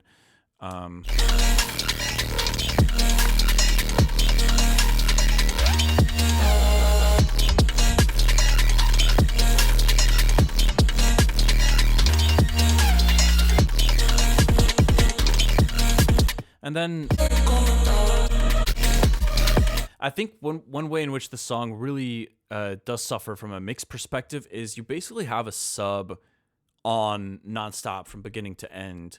And I think that I personally feel like I enjoy at least a little bit of contrast dynamically, and like with how frequency ranges are employed. And I think like I get it if it's a DJ tool. You know, if you're kind of taking that approach, then the structure, arrangement, those kind of things don't matter as much. But like, I still think it'd be nice to have, you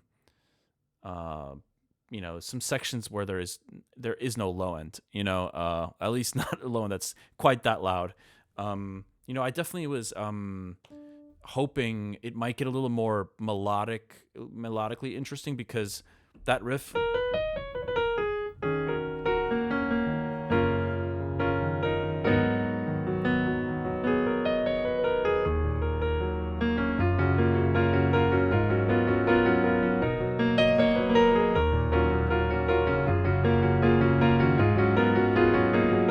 Like you could get a little more melodic and then have it transition back into the bass heavy section.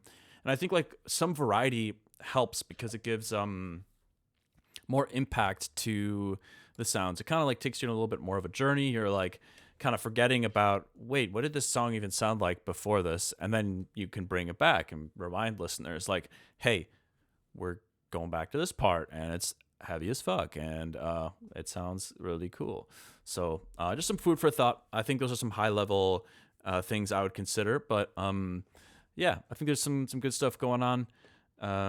Just need like more contrast and variety from like a compositional standpoint, sound design standpoint, mixing standpoint. Just more variety is my big thing. So cool. Thanks for sharing. Cool. What's up, Avenir Music? What you got? What you got for us?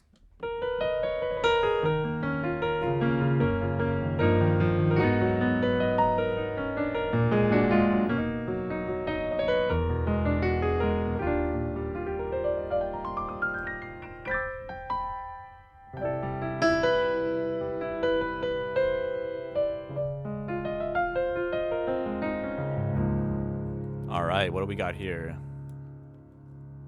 What do we have here? ID 043.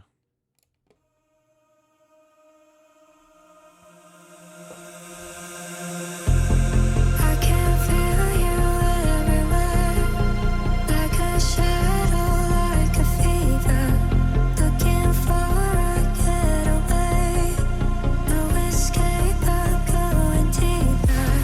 I can't find my way out, I can't fix my broken heart. If you could only let me go, my love turned into a war.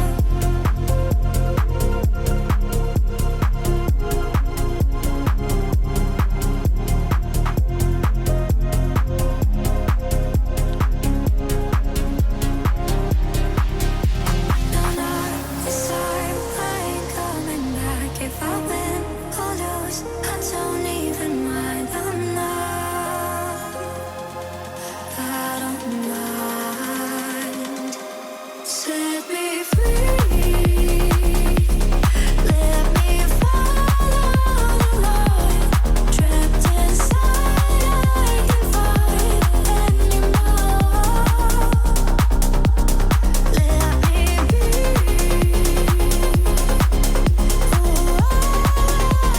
I really like it. Is this a remix or where are the vocals from?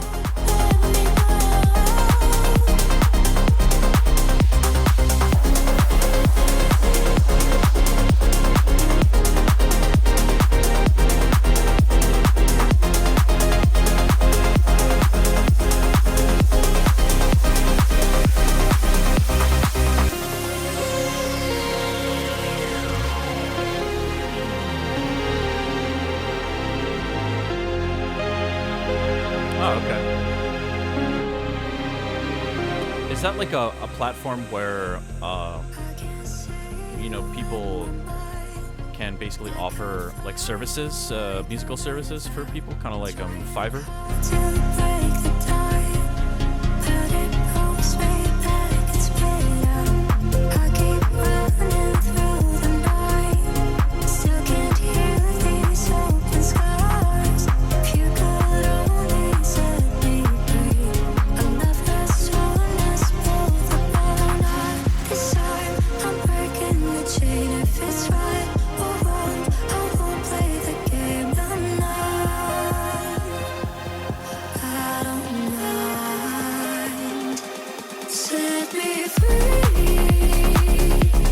let me follow the line. Trapped inside, I can't fight anymore. Let me be who I was before. Reminds me of that vocalist that's on a lot of John Summit tracks. What's her name? Haley, I think. Set me free, let me follow the line. Trapped inside, I can't Or Hayla. let me be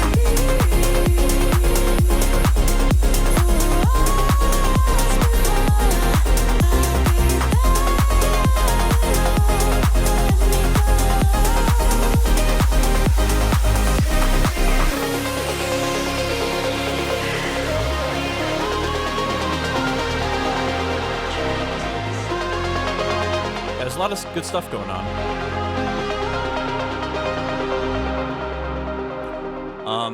just because the vocal is a really big part of the song, I did want to just follow up.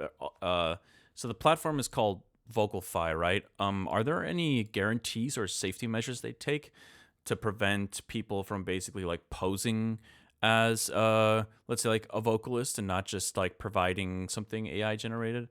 I'm not implying that this isn't an actual person or anything. I'm just kind of curious because I've never used a platform like that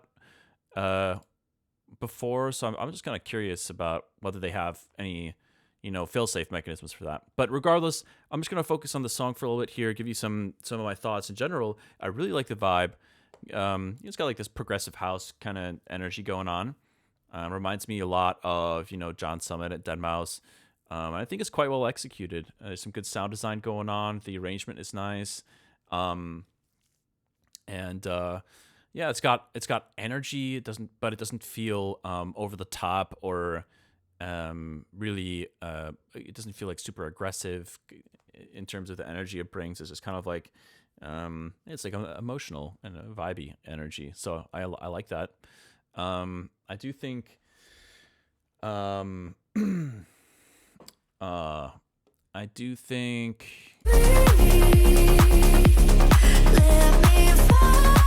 I'm thinking about that bass pluck because to me it sounds like some of the detuning is creating the unison is creating some like phase shifting in those plucks that some of them are sounding a little bit different in their impact than others, and sometimes I feel like I don't know. Part of me wants to suggest potentially like something that I've done before is maybe just like rendering or bouncing a patch like that out to audio and then finding the plucks that that sound like basically just sound the best and then try to use those to repeat. It's not always a good approach, but just a thought that came to mind because yeah, it sounds like some of those plucks are kind of, they have slightly different impacts in the mix, and it's a big part of this moment in the song.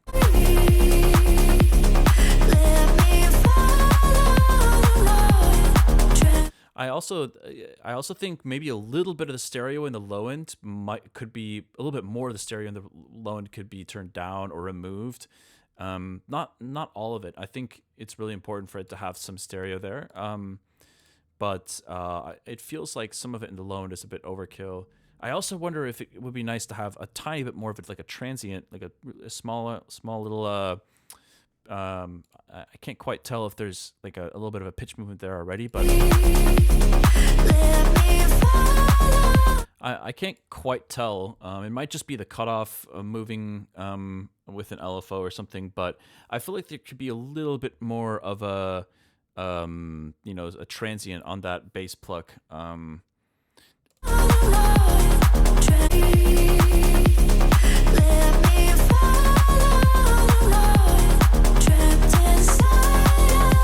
I almost would be curious what this would sound like without that that sweep as well happening on the downbeat.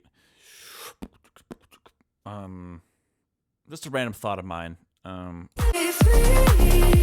May not be particularly helpful, but yeah, I mean, I'm just curious. I just brought up the vocal thing because I mean, the vocals sound great, and you totally may have stumbled across a very talented vocalist giving out their vocals, but or selling them rather. There's tons of talented people out there, so yeah, but I don't know. I would be wary of the authenticity. I don't know what kind of fail-safe mechanisms that platform has. The Vocalfy vocalists work closely with closely with Vocalfy. Sorry, I can't talk. To vet that they're not AI. Okay, gotcha. Well, so at least they have a vetting process, right? It's worth something. But yeah, yeah, that's pretty much all I got for you. I think you did a great job. The where the vocals are from doesn't necessarily have any impact necessarily on like my feedback on the on what you've produced, right? I'm only asking about that from more of a like a ethical kind of standpoint, like But anyways, let's do one more track, and then I'm probably gonna call it today. But thank you for sharing that, Avenir. I do love progressive house like this, if you could call it that. I really enjoyed this tune, so thank you for sharing. It's got a great vibe to it. My fiance would love this track. All right. Let's move on to the next person. 10% robot. Yeah, she's got the Neuralink implant. Noxel, we're wrapping up the stream with you today, senor. What's going on? What you got for us? Oh, Noxel said to skip. Okay, gotcha.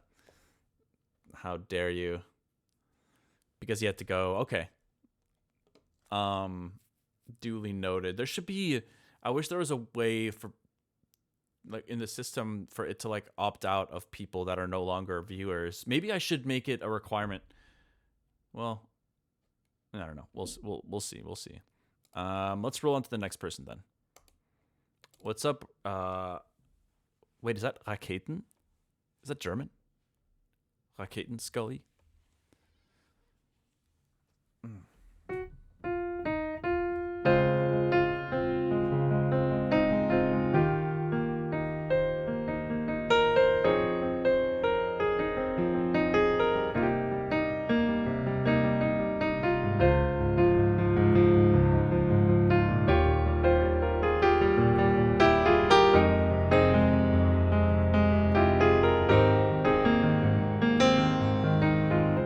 Cool, let's check this out.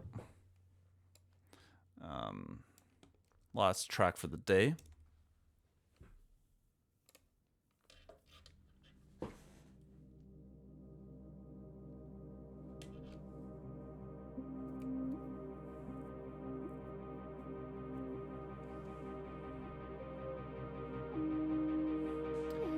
I know, I was gonna say Skullbeats sounds familiar. Wait. Hold on. Did you make that Silent Hill theme song remix way back in the day, like 15 years ago or something? Like 12 years ago? Dude! Oh my god. What the hell? My brain just exploded. That is insane. I can't believe you're hanging out here in my stream right now, dude. Welcome. That is wild. Yeah, for those of you that aren't super familiar with Newgrounds, that was one of the only audio portals on the web before SoundCloud started dominating that space. So there was like MySpace, which I feel like was quite popular, but Newgrounds honestly was a really cool place to find music as well for some time. I think there's a lot of talent that actually started there before having careers in the electronic music space. But dude, that's crazy. Wow, what a throwback. That is wild. We're old now, huh? Older, at least.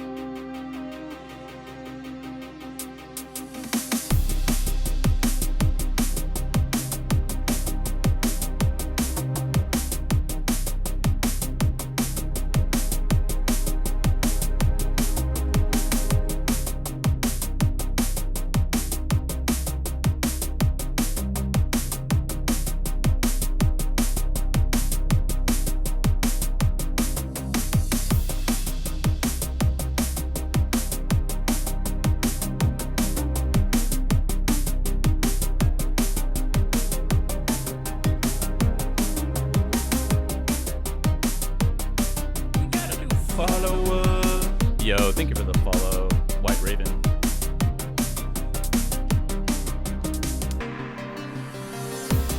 Got a vibey intro here.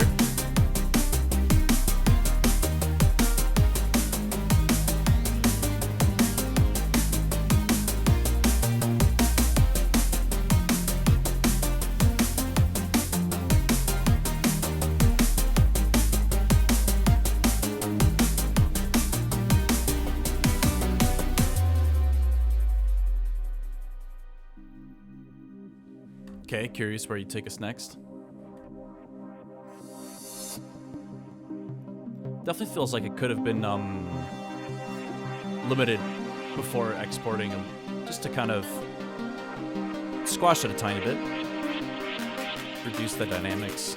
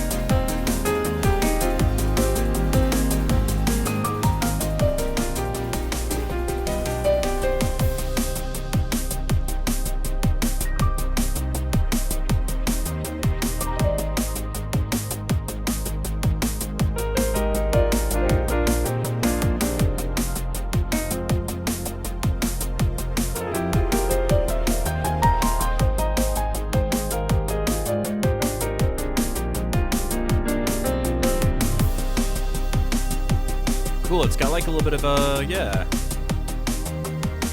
Blade Runner, cyberpunk vibe, but in like a drum and bass format.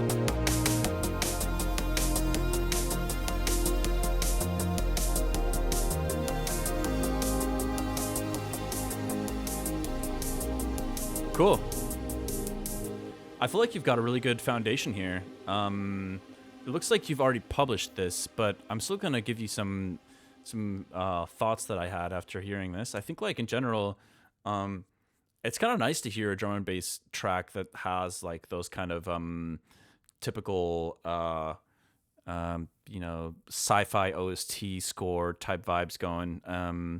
Like I said, like a little bit of a Blade Runner influence, I feel like, in some of these sounds, and I enjoy that. I don't feel like you hear much drum and bass like that, but the arrangement is good. I think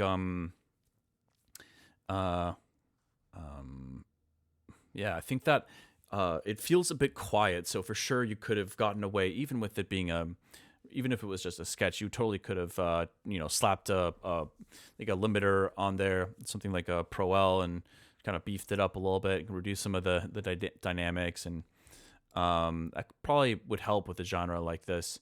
Other than that, like, I feel like there's just room for a little more exploration.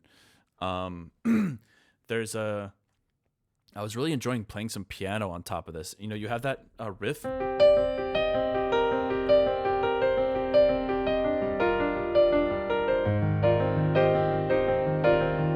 It sounds cool with harmonies.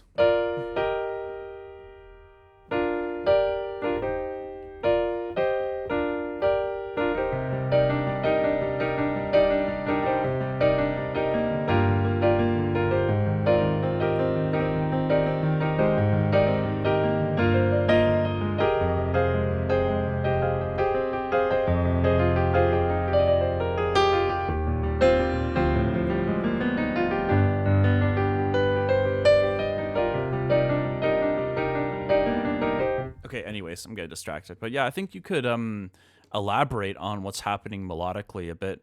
Have some harmonies. I feel like for the intro too. So I was thinking about this when you had the drums popping in here. It felt very mono, and I also felt like for intro drums, that kick drum is maybe a bit too mid-heavy, a tiny bit too beefy. Same with the snare. I think the snare could be something a bit lighter because you're just starting off the track here, and the vibe is there. I just think like to tone things back a little bit on the drums, and then I think like definitely introducing some more stereo content, especially with something like this. It's very cinematic. It's got a cinematic feel to it. So I would totally lean into that a little bit more as well. I feel like I'm hearing some stereo in the low end, interestingly enough, not so much in the mids and the highs, unless I'm tripping.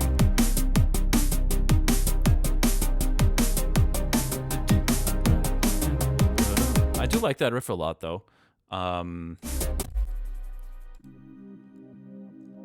yeah, I was gonna say like there's a big volume drop off here, which isn't a big deal.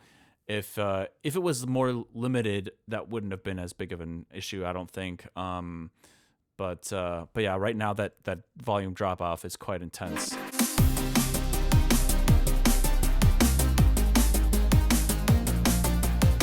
And also, like, once we get to this part of the track, the beefiness from the drums, like the mids, and the aggressiveness of the mids and the kick drum and the beefiness of that snare, it actually fits the track much better here. And I think that's because that a lot of the synths, the cutoff is a bit more open. There's a lot more kind of like harmonic content in the mids and highs, and so the drums match that much better, I think, here because of that. So I would say like the intro could have probably used a little more gentler drums there, but they work here, I think. But yeah, anyways, thank you so much for sharing, man. It's so crazy to me that you came into the stream. So thank you for hanging out. Dude, I don't know how many years it's been since you uploaded that Silent Hill remix, but I can't believe that that's the same person. It's been like 12 years, maybe more. So yeah, you were always here. That's crazy.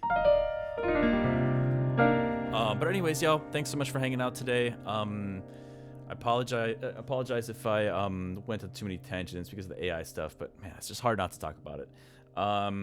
White Raven, no way you stream. Indeed, indubitably, I do stream, and this is the end of mine for today, actually. So, thanks for hanging out, and I hope you guys enjoyed it. Like I have said many times before,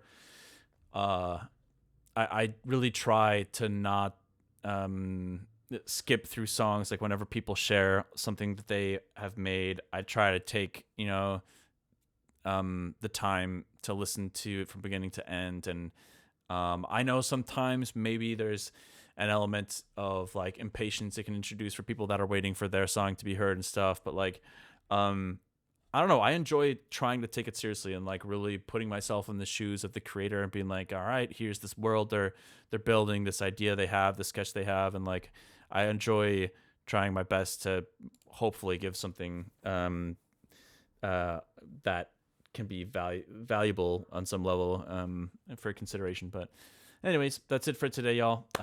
I will be back on Sunday and hope to see you guys then. But yeah. Thanks, Art Nerd. I appreciate it. All right. Till next time, y'all. Peace out.